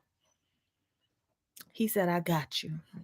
Y'all, Darius bought me a big ass ice pack, okay? Big ass ice pack. I put it on my head. I was like slightly propped up, had my neck roll on, had my black is beautiful blanket on. I was chilling, okay? Chilling. Had my he said I couldn't drink anymore because clearly it was after midnight. He was like, but this should keep you cool. Do y'all know every hour and a half they came in and they restocked that ice pack, and they were in between taking me to the bathroom, helping me get out the bed to go to the bathroom, and making sure my ice pack stayed on full. I was good. One time, Chris came in by himself. He got me in the commode and got me back in the bed. Then Darius, when he helped me, I could tell he was trying not to use his scruff because I could just tell he just wanted to pick my ass up and sit me down. But I was like, I got it. I said, I got to move. I have to be able to move by myself. I said, I have to. And so he was like, he said, just, I'm going to close the curtain. He said, because clearly you need privacy. And he was like, you just buzz me when you're ready for me to help you get back in the bed. They were on it. I was so thankful. I got over the whole feeling of embarrassment. I got over all of that, y'all, real quick, because they didn't make me feel like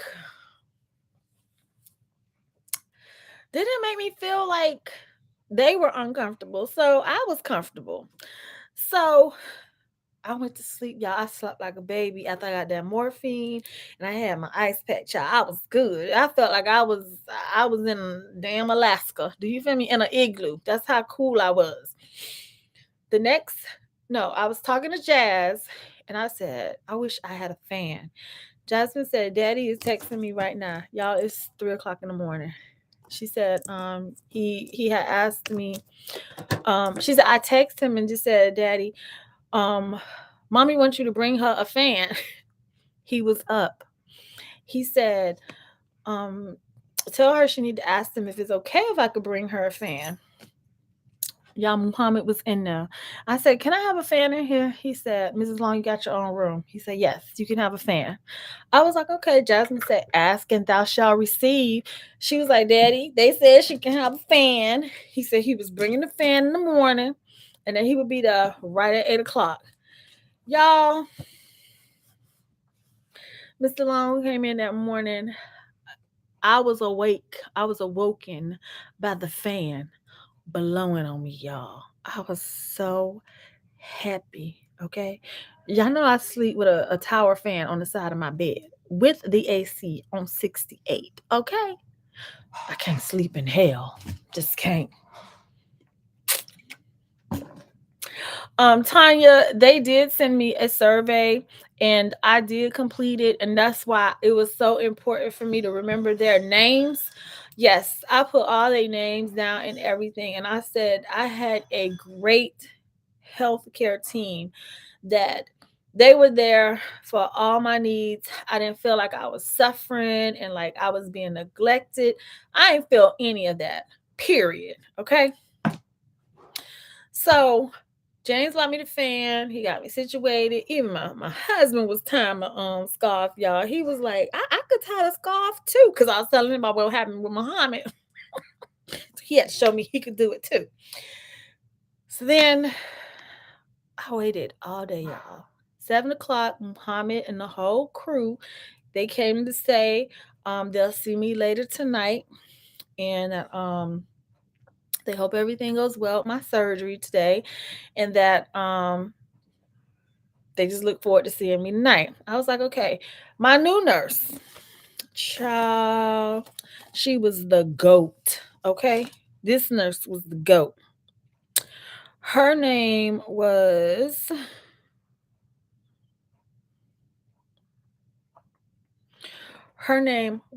Carlise. Okay. Carlise came in that morning. She introduced herself to me.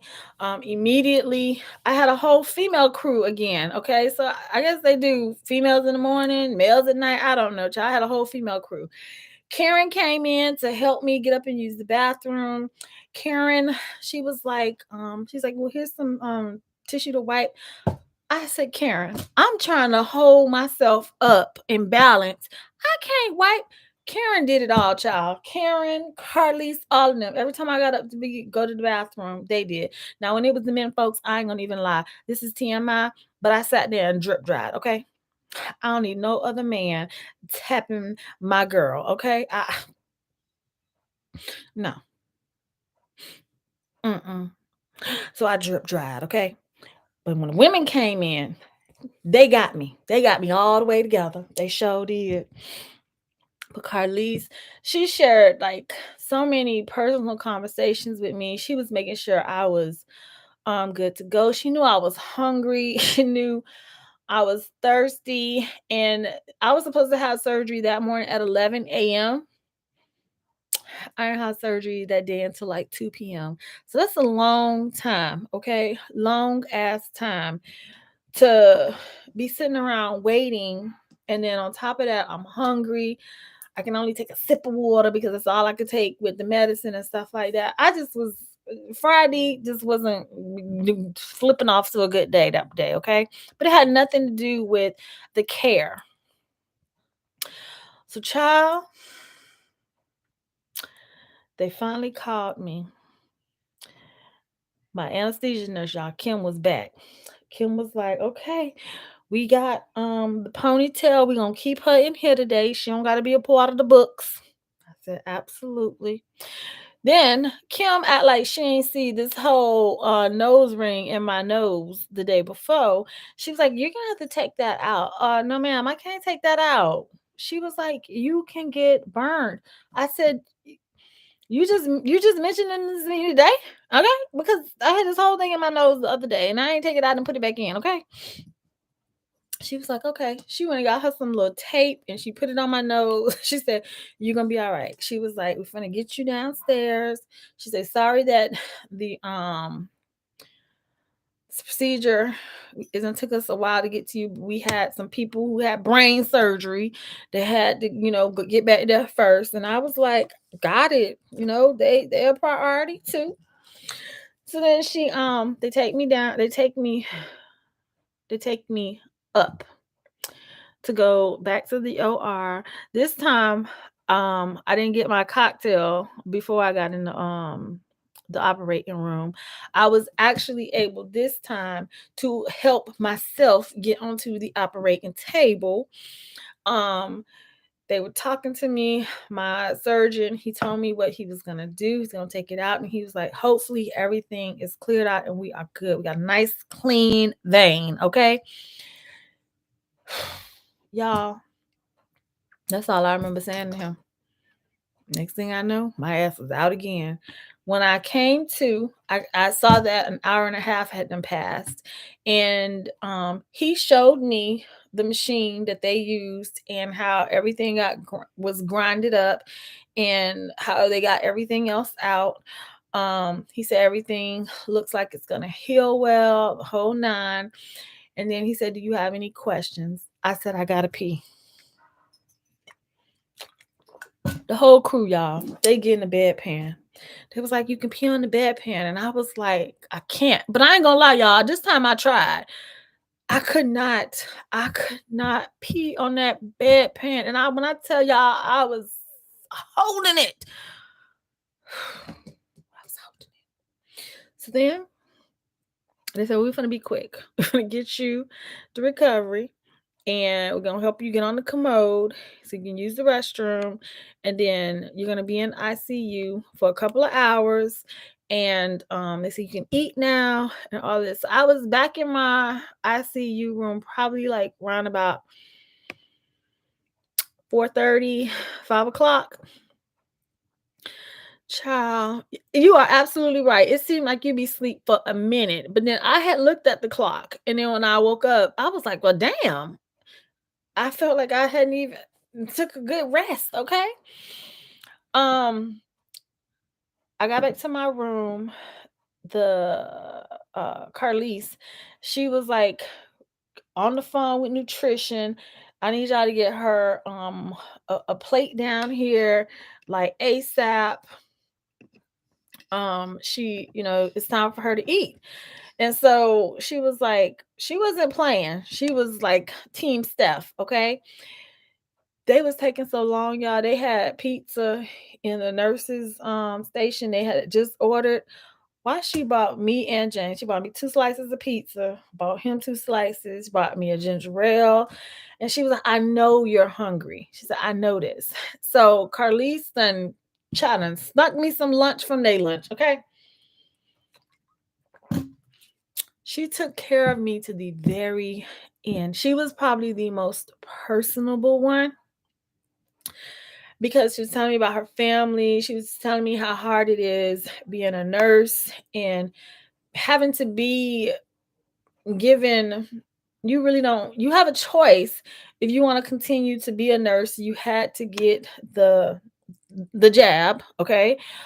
And she just was like, that's the only part that she did not like, is that she really didn't have a choice. She wanted to continue working. This is what had to happen. And she was like, and the fact that you have to keep getting all these boosters, she said, "I work here." And she was like, "I don't even understand that part." So she was asking me, a lot of them kept asking me, "Did I get the shot?" And I kept saying no. And it was like, because they had a lot of people who have had the vaccine actually create or develop blood clots. And so I was like, "I am so sorry to hear about that." Hey, Shayla. They took, girl, I had a whole crew, honey. This video is dedicated to them because they was not playing with me. They was on it. So Carlise even made sure that when my dinner came, I got it. When they did the shift change, here come Mohammed. He asked me if I needed my scarf tightened up. Okay. She said, she was like, "But She was like, it has been a pleasure taking care of you. She was like, she said, I just pray everything works in your favor. She said, I know it will. She said, you have a great surgeon team working on you. She was explaining to me the procedure that I'm gonna have to get in a couple of weeks. And she knew about that surgeon. It just was like a relief. Yeah, like I said, you still get nervous and you shit, your ass ain't human if you gonna sit here and talk about I ain't scared. Child, please stop lying. So y'all, Muhammad, Darius, and Chris had they all come back right after James had left because visiting hours was over at 8 o'clock. Um, my room was available. A room became available. Now, y'all, this is my roommate from hell that I'm gonna tell y'all about because the last 14 hours that I spent in the hospital, child, was nothing far from boring to child, go fill up. Go use the bathroom if you need to go use the bathroom because baby, I felt like I was on a mission. Like I had an assignment now. And the funny thing about it is that I handled my assignment so well. The nurse team didn't want my ass to discharge on Saturday, but I was like, the devil is a lie. I got to go.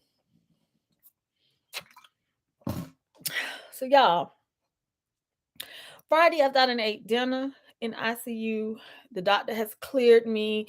Um, Now I don't have a catheter in my arm. I'm on one machine for heparin and all of this. I don't have all these tubes and shit. I don't have none of this. They got me a room, and I'm gonna tell y'all how this room became available.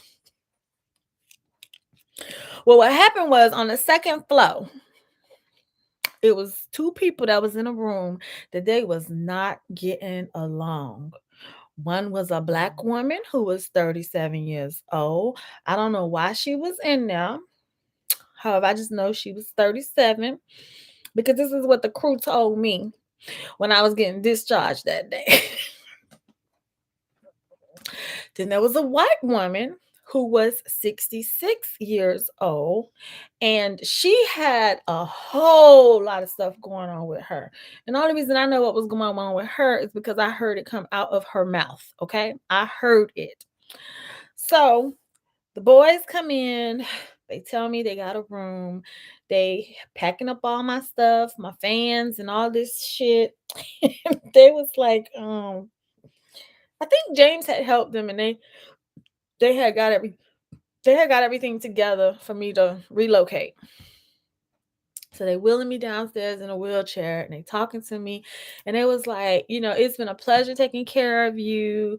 However, we do not want you back in ICU. Nobody wants to be in ICU. It's been a pleasure. Yet you don't come see us, you good. And I was like, okay, thumbs up. They got me to my room. They got me set up. Plugged my fan up, got my phone charger on, got TV. This time I'm in the bed that's close to the door, okay? With the bathroom right across the hall from me. So now I can get up and I can go use the bathroom myself in private. Okay. I was so happy. Let me read what y'all say.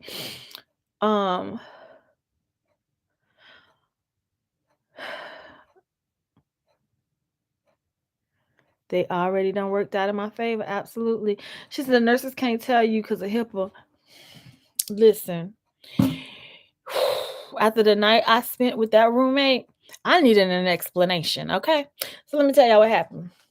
Get in my room. They got me set up. I know what her name was. Her name was Regina. My roommate name was Regina. And this was the Caucasian lady. She was the one that was left in the room, and she was in the bed that was near the window. Now my curtain is closed, okay? I'm just happy that I'm in a bigger bed now. I don't got all these things on me, and I can get up and go use the bathroom. You just don't appreciate some of the shit that you need to appreciate until it's time to, okay? Y'all, I got situated. They brought me some more Jello, some more ginger ale. Child, I felt like I was having a women who wine, child, because I was sitting on the phone talking to Jasmine, laughing and shit, watching Fast and the Furious. I was chilling, okay?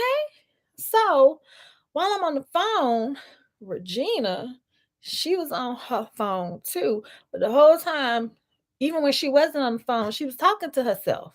She was like having full-blown conversations, y'all, with her whole self. Now, I got in this room around about 8:30 that night, okay? She was like, complaining. She was in pain. She was hurting. She was calling the medical team stupid. They don't know what they doing. They incompetent. She said that she had been buzzing. Nobody ain't bought her no ginger ale. She wanted some graham crackers. Ain't nobody bought her no crackers.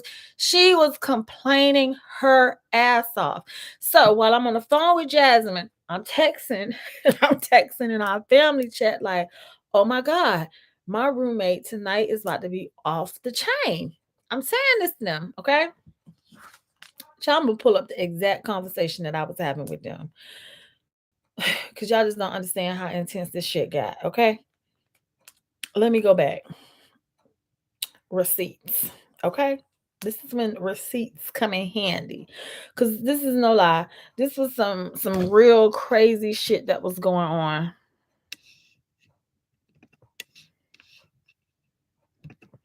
I don't know who these people is, but we is not in the mood tonight. Okay, we is not. So, hold up. Let me see. Okay.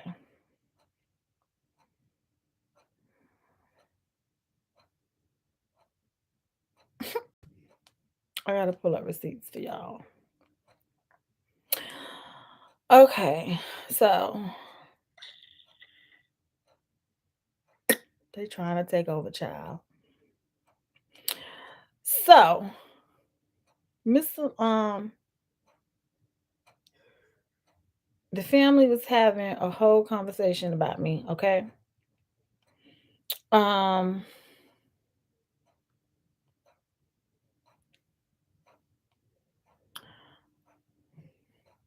okay, so James was informing the girls because they were, y'all know, Jazz is in ATL. Jada was home from work.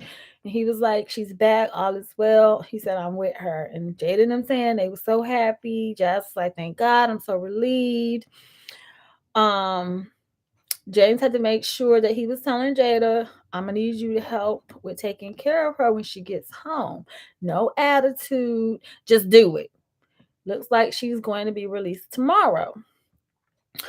So, at 11:15 a.m. on Saturday morning, I text James and he said, getting discharged soon. This is what he's telling the girls. So I must was talking to Jasmine about herself. Hold on, y'all. Because y'all don't understand all the bullshit I went through the last 14 hours. It was not cool. It was not cute. Not even a little bit. So I'm texting Jasmine and I'm telling her, I'll make sure the timestamps is right, okay?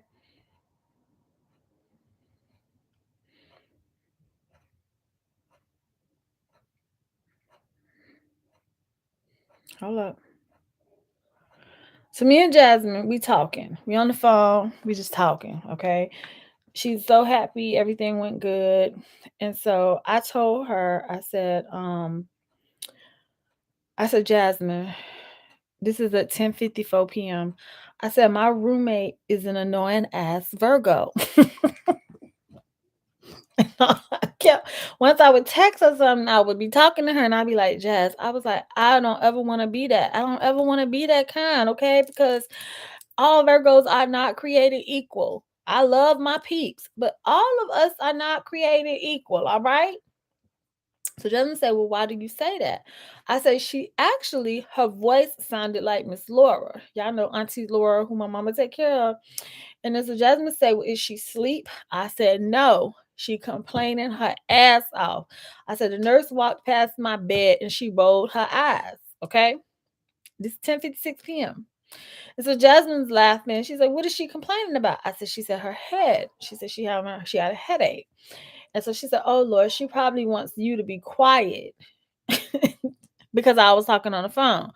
And I'm like, but she on the phone. So how the fuck you want me to be quiet, but you on the phone talking too? So then my phone died.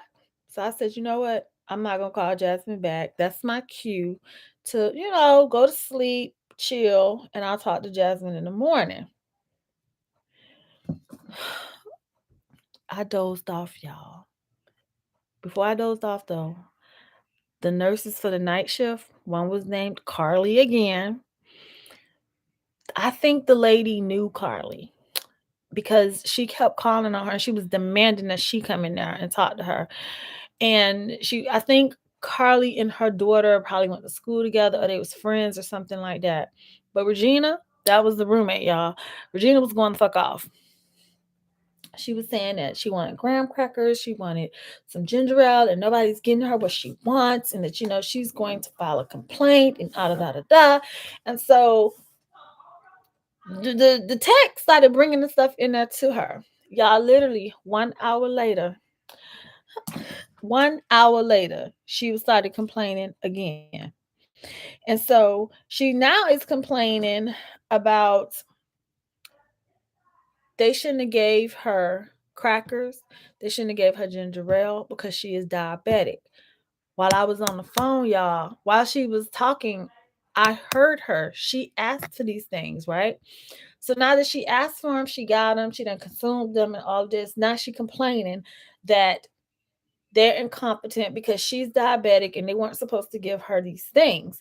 So then she's fussing at the nurse that she should have got a diet ginger ale, that she should not have had no graham crackers, and that her blood pressure was up, her sugar, she could tell her sugar was out of whack. She said she was feeling heart palpitations in her chest. Like it was like a lot started happening. Okay, it's 12:01. Y'all, at 12:23, there was 20 people in our room. 20, okay? I'm not exaggerating. 9 of them was over there in her area, but the rest of them was literally like lined up against the wall in front of me, and like they was listening to what she was talking about. They came in here with all these machines, and now that she done got the attention that she wanted, now she's like she talking like, you know, oh my God, this lady confused the fuck out of me that night, y'all. I had a headache and I just was trying to chill before I go home. You know what I'm saying? She had all these people in here. They're asking her all these questions. She cannot answer them. She was saying that she felt like she was about to have a heart attack.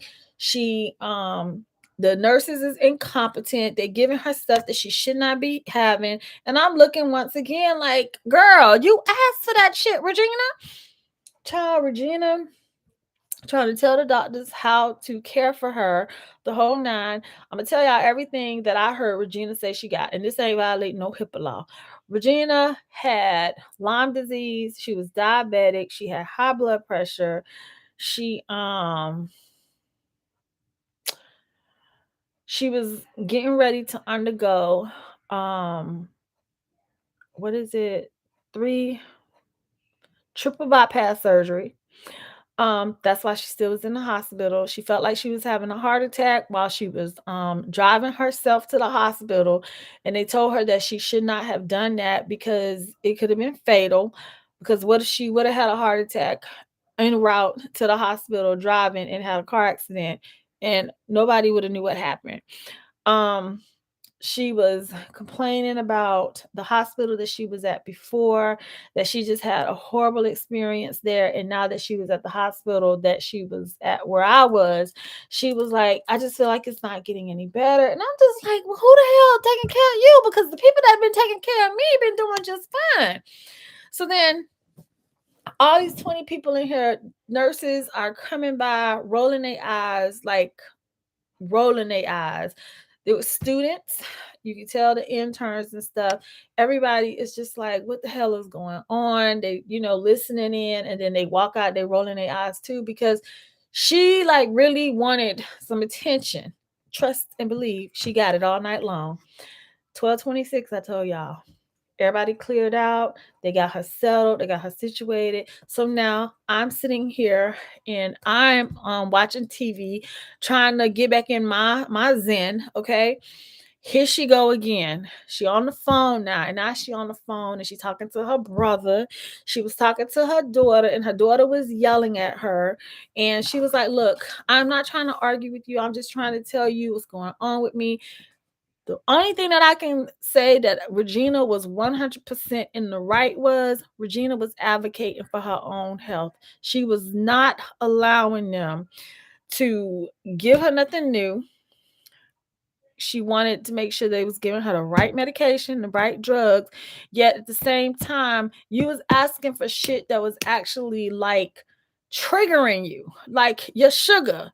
You're triggering, you know, she was allergic to something that she had asked for, and you're getting all these triggers, but it was literally because you asked them, but now you calling them negligent and incompetent.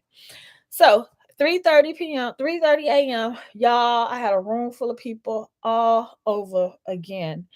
She was going off on the phone. She got her pressure up. Her heart rate was up. She started going in all over again. And all I'm just over here is just trying to keep my little scarf on my head. I'm trying to get my little rest.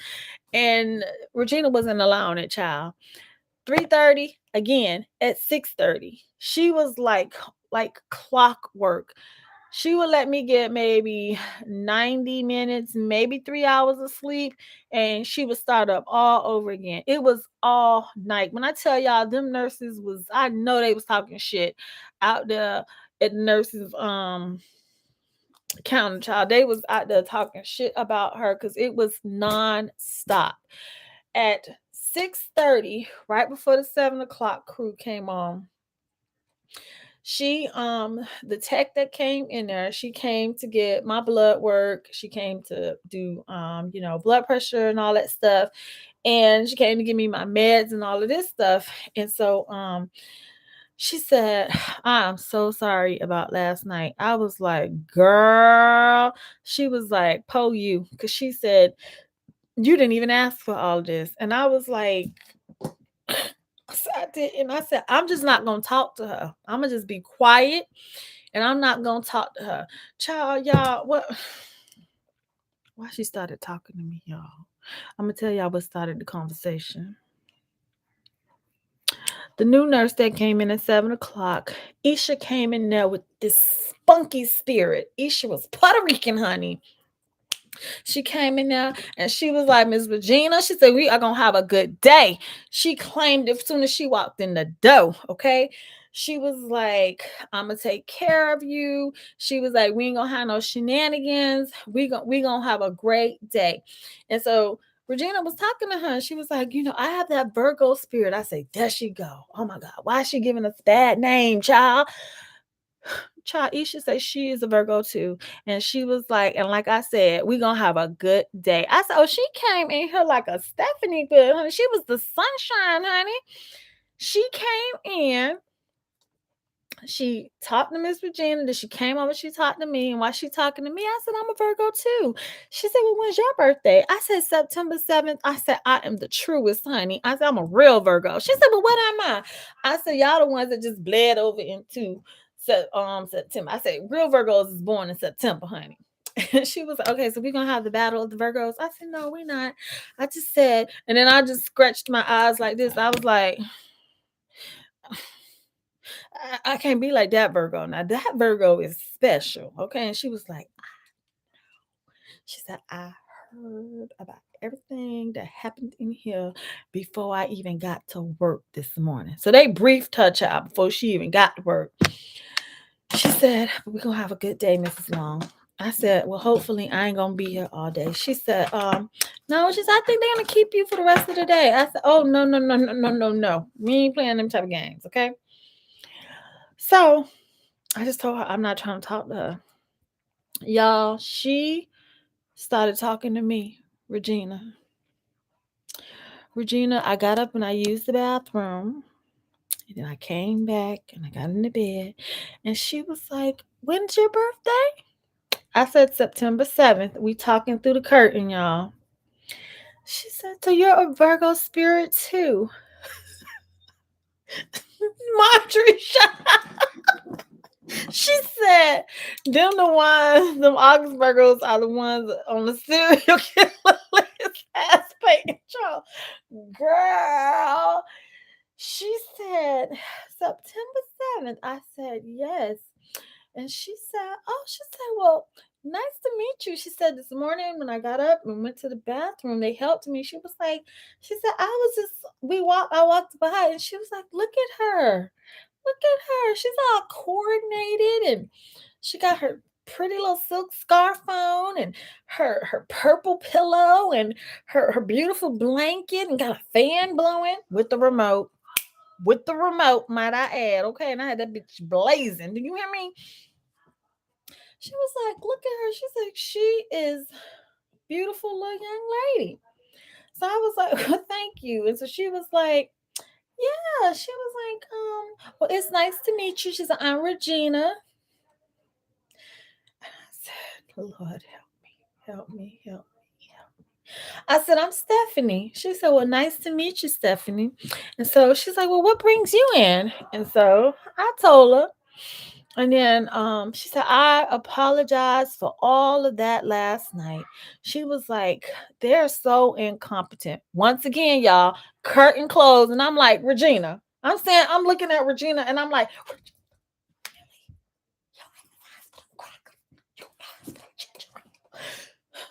Regina couldn't see all my neck movements I was making, okay? And how I was talking to her and she couldn't hear me, okay? Because I'm like, "Regina, girl, you caused a lot of that on your own last night, okay?" Child. Oh my Lord. Let me just tell you. Once she started talking, I couldn't stop her. We talked about everything, okay? We was talking about shopping. We was talking about bra shopping. How many bras do you own? She was talking about how she has this beautiful wardrobe and this closet with all these beautiful clothes and accessories. And I'm just sitting there listening to her because she's talking my language now, okay? And so she was just like, she was like, she said, "Do you like to cook?" And I was like, "I love to cook." I said, "Especially new shit." And then so we talking about grocery stores and what farmers markets and stuff like we like and all of this.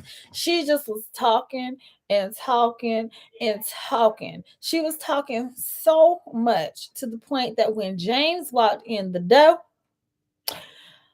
James was like, "I thought you said she was acting batshit crazy." he mouthed that to me, and I'm like, I don't know. I had a different energy. I had an energy that she could just not. She couldn't act like that with me.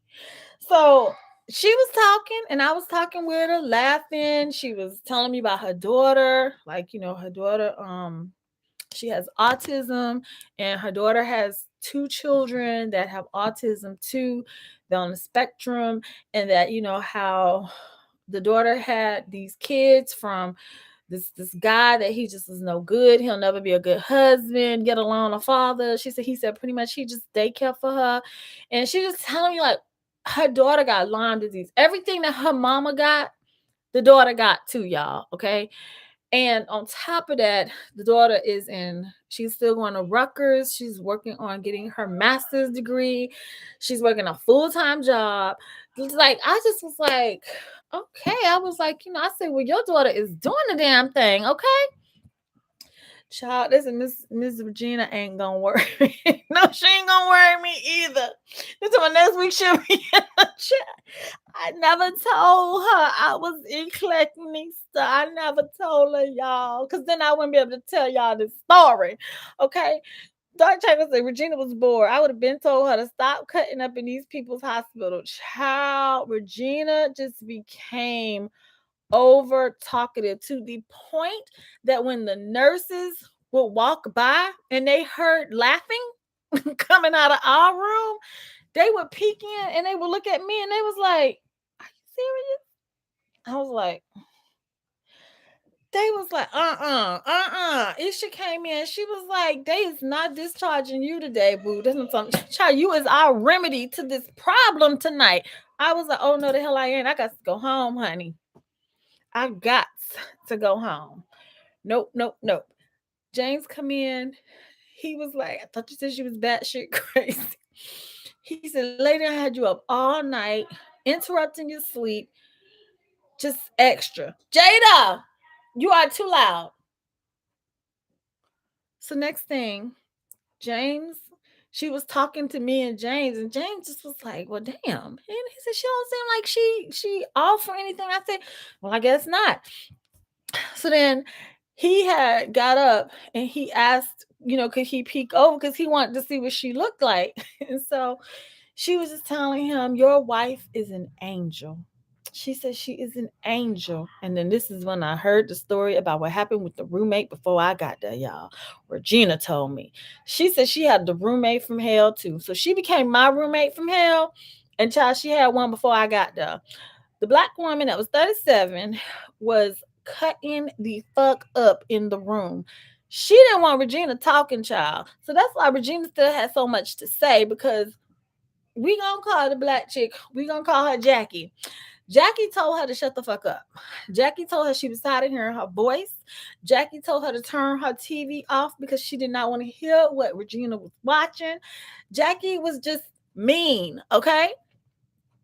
Jackie was so mean to the point that Jackie told the nurse that she needed to give her that Perwick. Y'all know that little blue thing we was talking about earlier?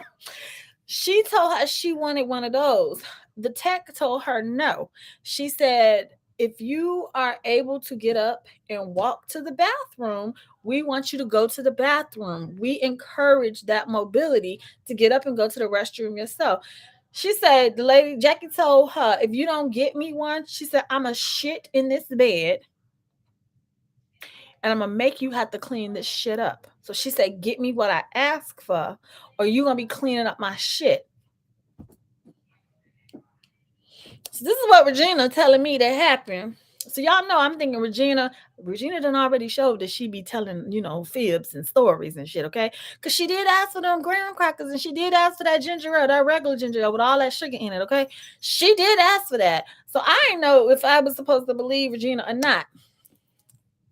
But Jackie kept telling Regina to shut the fuck up. And she told her Black Lives Matter. So I think it was a whole situation in that room that they ended up having to separate them. And Jackie was across the hall and then Regina was in the room with me. So when there wasn't some bullshit going on in my room with Regina, there was some drama going on across the hall in the room with Jackie, because Jackie was in there cutting the fuck up, okay? I even heard Jackie, y'all. So when I tell y'all, I don't know if I was on the flow with just that shit crazy ass people, and then God gave me the assignment to go in and be the peace that they needed, honey. Because the whole time Regina started talking to me, Regina was fine, honey. When the doctors came in and talked, I'll be like, excuse me, Regina. The doctor talked to me, then she go on about. And I said, okay, and as you were saying, she continued to talk. When the doctor came in and talked to her, Regina wasn't playing about her health, honey. Regina was an advocate for herself, and she was like, y'all is not gonna kill me up in here. But I was like, Regina, you did ask for them crackers. You did ask for that ginger ale. So whatever episode that you had last night, you triggered your own self into that episode, okay? Y'all, oh my God. When Isha came in there and told me she had my discharge papers, child, I started getting myself together. Child, James took off that paper, that took that damn gown off me. I put me on a muumuu, honey. He helped me tie my scarf, and he even bought me a muumuu that matched my scarf. I had on my Crocs. I went in the bathroom, washed my face, and brushed my teeth right quick.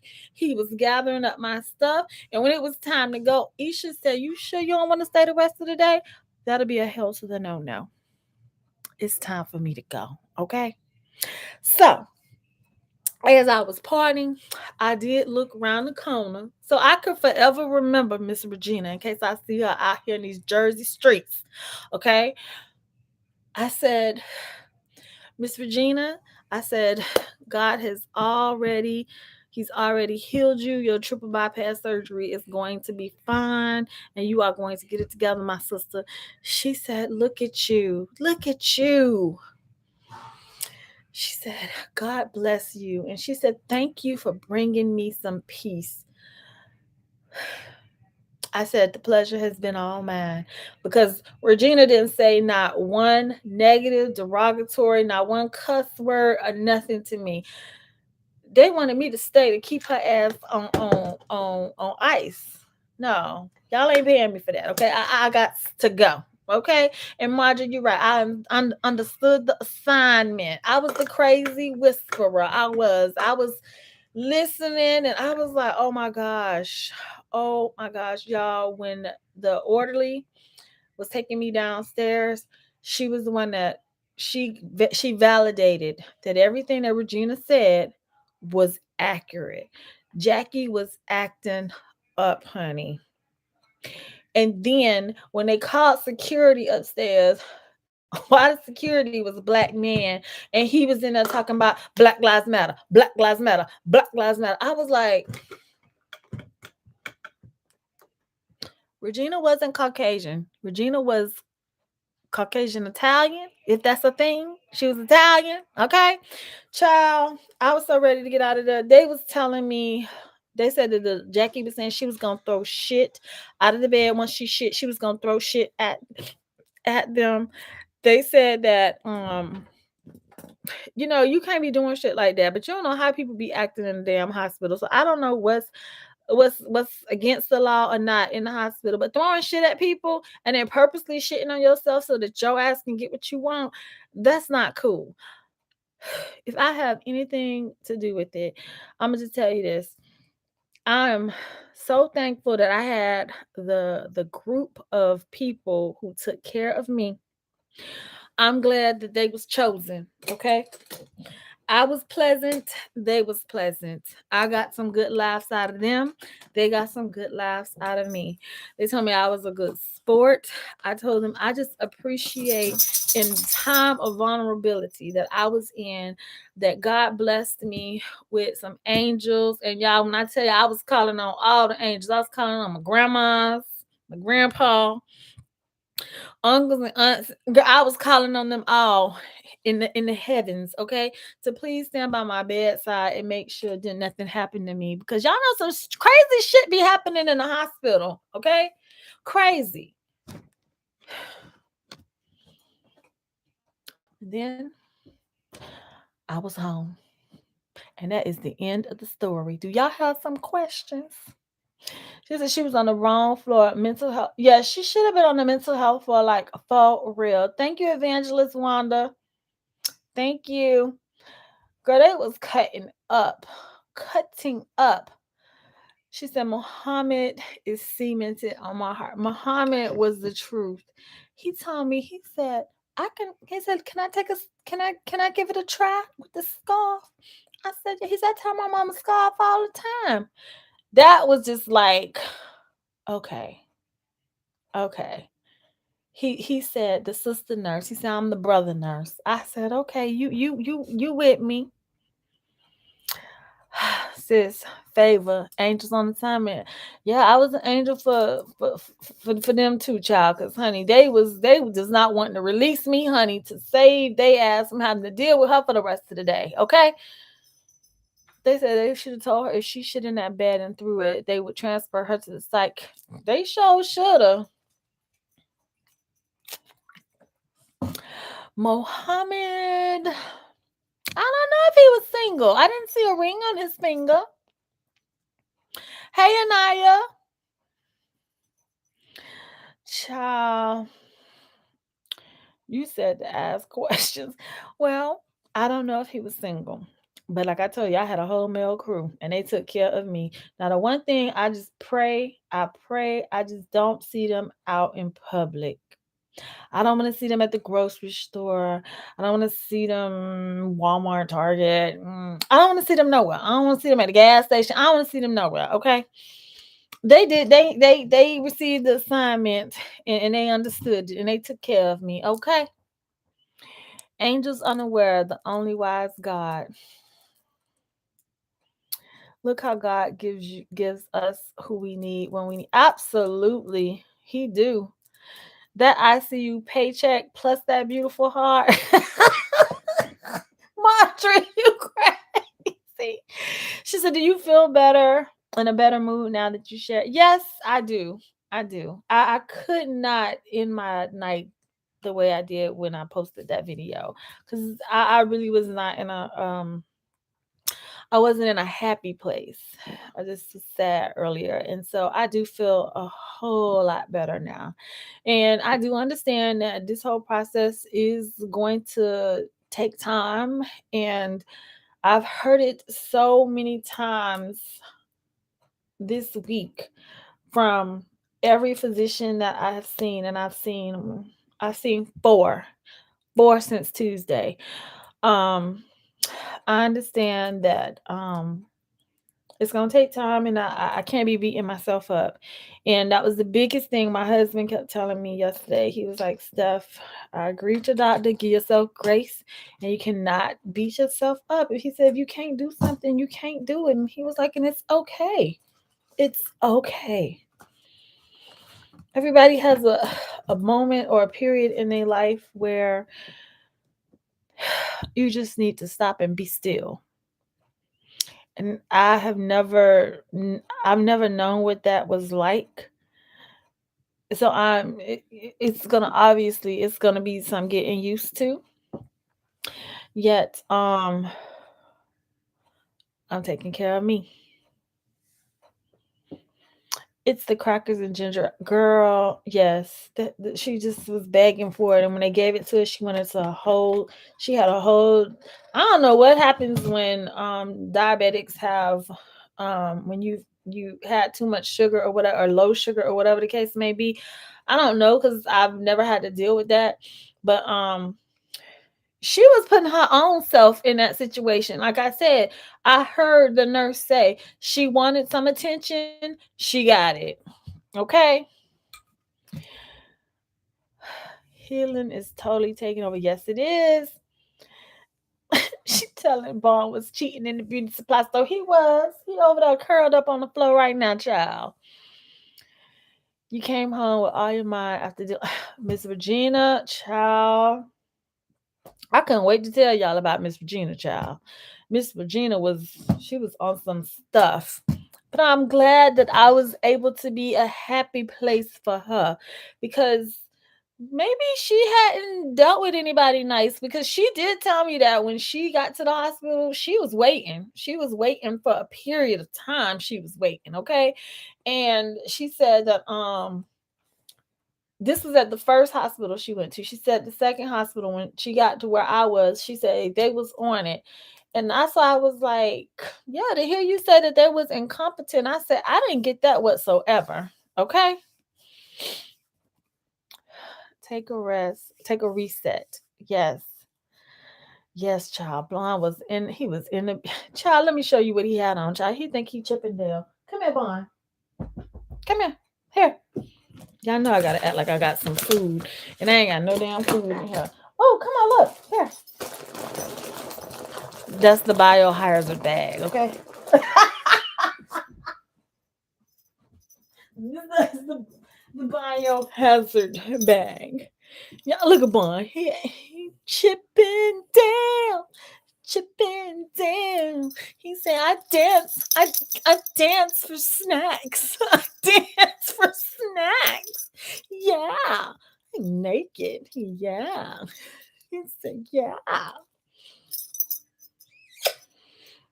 And this little guy, he just went into a whole depression, y'all, when I was not home. James said he wouldn't come out the cage. He just was like he was on mute. He wasn't fucking with nobody. I know y'all to be here.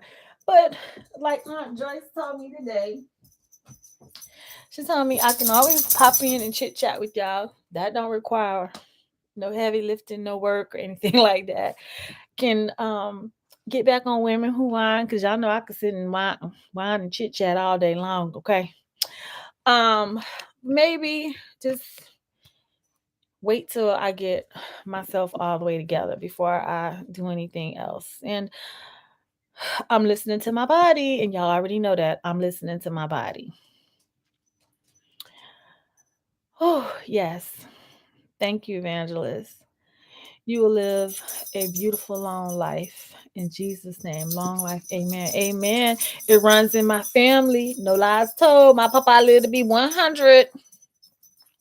And if God hadn't called him home to glory, my grandma would have still been here too, child. She was 80 and she passed 2 weeks after him because she died of a broken heart, child. Woo! Regina was right. Even if she was dramatic, they should have known but to give her all. True, true. Yet I guess they wanted to just shut her up, so they gave her because she was threatening them. If you don't give me what I want or what I'm asking for, she was coming for their throat. Do you hear me? Regina was off the chain. I'm gonna need you to get the words long life on a shirt. Long live the Nista. Okay. When your sugar levels drop, you get the shakes, like you're nervous and weak. You can be lethargic until you eat. Wow. That should be in her chat, and all her care providers should know not to give her that stuff. They should, regardless of what she asking for, okay? My eyes get blurry and I get a headache and feel weak when my blood sugar high. Marjorie, you're diabetic? Sure, say Bond favorite Jasmine a little bit. Child, Divine look just like Jasmine. Look just like Jasmine. That's her baby. Jabon Chippendale move. Yes, honey. He say he damn for tips. Okay. He was shut down. He was a hot mess. Okay. No wine for a while. Let's do water and walks on the treadmill. I could do some ginger ale. I can do some ginger ale. Now I was scared that the other night when I had wine, I thought like I had did something wrong. But when I asked the doctor about it, he was like, no. He said, you say you drink occasionally. You're not somebody that got to drink every day. He said, one glass of wine won't hurt you. He said, however, he was like, just take it easy. And I'm just gonna be drinking some ginger ale. And if y'all see something red in my cup, child, it's gonna be the thing called beet juice or cranberry. Okay. I keep some candy or something with me. Yes. That's why 20 people was in your room because they knew they messed up. Yep. Somebody, I'm pretty sure somebody got in trouble. Okay. Yes. Praying for a fast recovery. Me too. I'm a very non compliant diabetic, but after what happened to my American brother in today's message, not anymore. Please. Yes, like I said, even though the doctor told me I could have a glass of wine, um, I'm still on I'm nervous about it right now. Until I think as I have this second procedure done, the second surgery, if you see me with a wine glass, I'm gonna be able to show you the bottle says this is organic beet juice or this is organic cranberry juice or this is Schwalb's ginger ale, okay? Because I just want to be all the way right, okay? Before I indulge in some of my things that I like. Um, yes, of course, I'm gonna take care of me first. Like I said, I don't see nothing wrong with being self-full, okay? Self-full. and meaning be looking out for me, okay?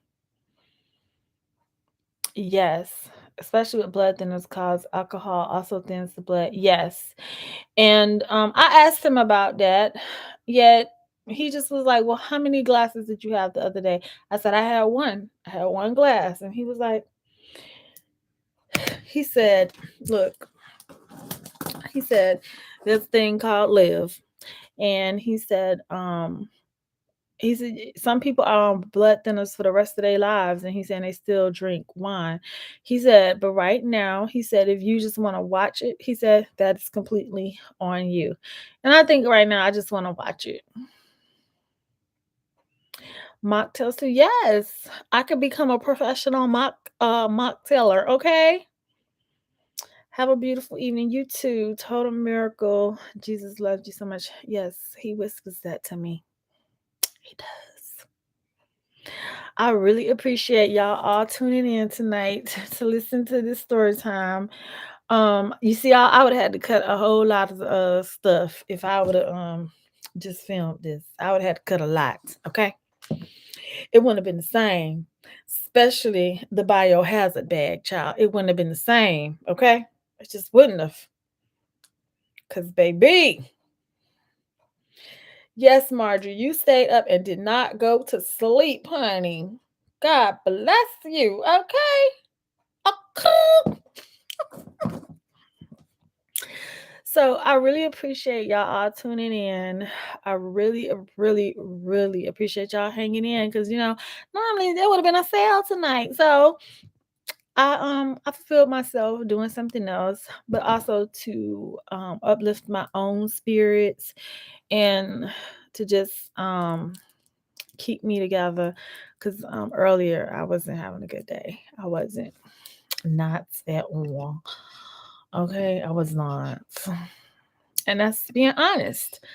So I think what I will be doing is just weekly checking in with y'all, um, unedited, raw, and just letting y'all know how the week has been, and these procedures and all these appointments and all this poking and prodding and oh my gosh, blood just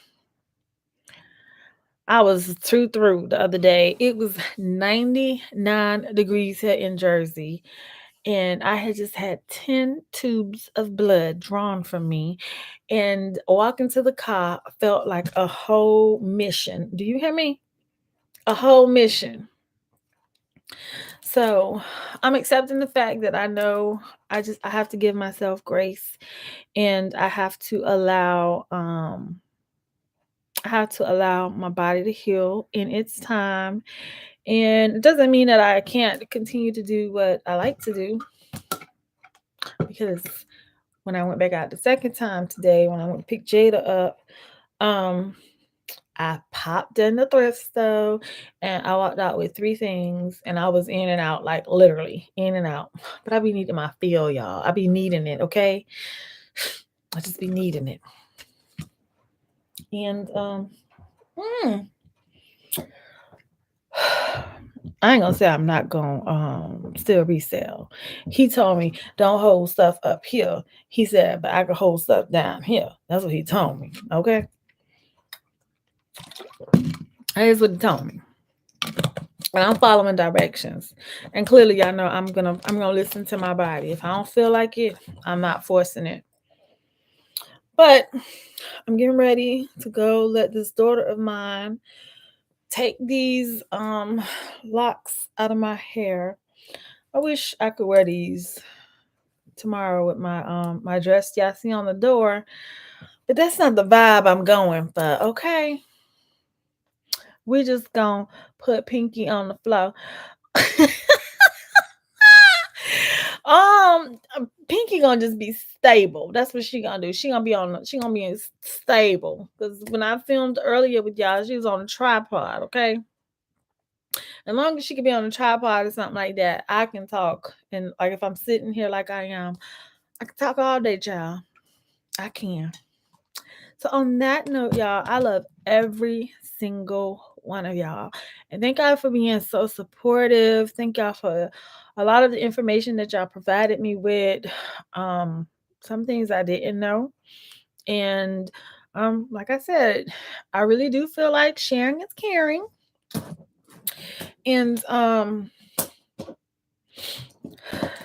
God ain't done with me yet, child. He ain't done with me yet. He is not done with me yet. Okay. He told me I still got things to do. And I know this. Sometimes God puts us in situations to be a blessing to others. I totally 150% agree with you, Shayla. He does. And I think right now the way he's using me to be a blessing is a lot of people don't want to talk about their health and talk about how they feel and um how they may be nervous or scared or maybe don't know what type of questions to ask. Um I'm not afraid. I'm not yet. I am human. So I can't get in my feelings. However, I just don't stay in my feelings, okay? And this just been a week to adjust, really, a real week to adjust. So I have a refrigerator full of things that will get my potassium where it needs to be, my sodium in a good spot. Um, I got to start taking iron pills. I'm not happy about that piece right there, but she told me every other day, so I'll take that versus every day. And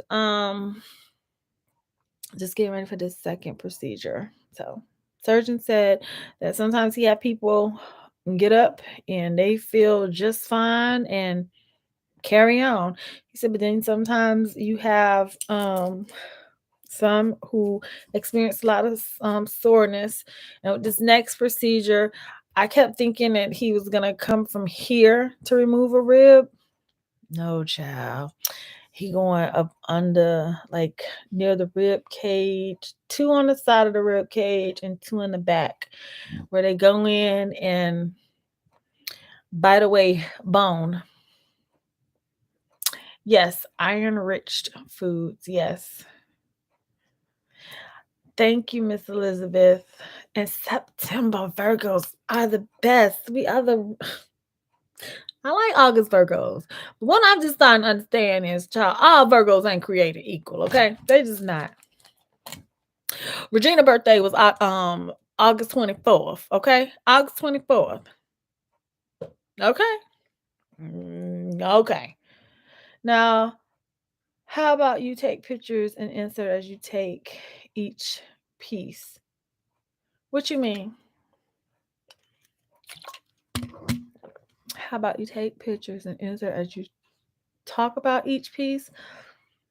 No, child. James done recruited me some help. He said Jada gonna be in here and Jada is gonna be the assistant. Husband and already recruited me the help I need. Okay. See, gotta learn how to work around it. Maybe I can't be Vanna White, but I can have Vanna White on payroll. Okay. And she can help me. And he just told her them 2 hours on Thursday night, 2.5 hours, you can help your mama. So thank you, Jasnette.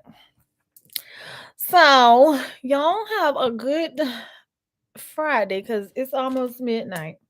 And I'm about to go take this eloquence. I'm about to go take this. And I gotta go drop this shorty off because she getting fabulous for her birthday this weekend. So she's gonna get lashes done. And then that's all I'm doing tomorrow. And then she gonna be with her peoples because I gotta come home and preserve my energy for the prom. Okay. That's what I gotta preserve my energy for. So I will talk to y'all tomorrow. Like I said, if you want that exclusive before the vlog come out, y'all need to be sure to be following me over on Instagram so you could be checking my stories. I'll try to drop some over here on YouTube as well. But child, I'm gonna relive 30 years ago when I went to the prom with back then my boyfriend. Tonight he is my baby daddy and he is my husband, honey. And we ain't got to sneak. Ain't nobody gonna tell us what time we gotta be home. And child, we could do some strange things. And we got a whole house to do it in, okay? Child, we ain't got to be going to nobody's hotel room or nothing. All right. All right. So I love y'all once again, and I will see y'all in the near future. Okay? Love y'all. Yes, she was a hot mess, girl.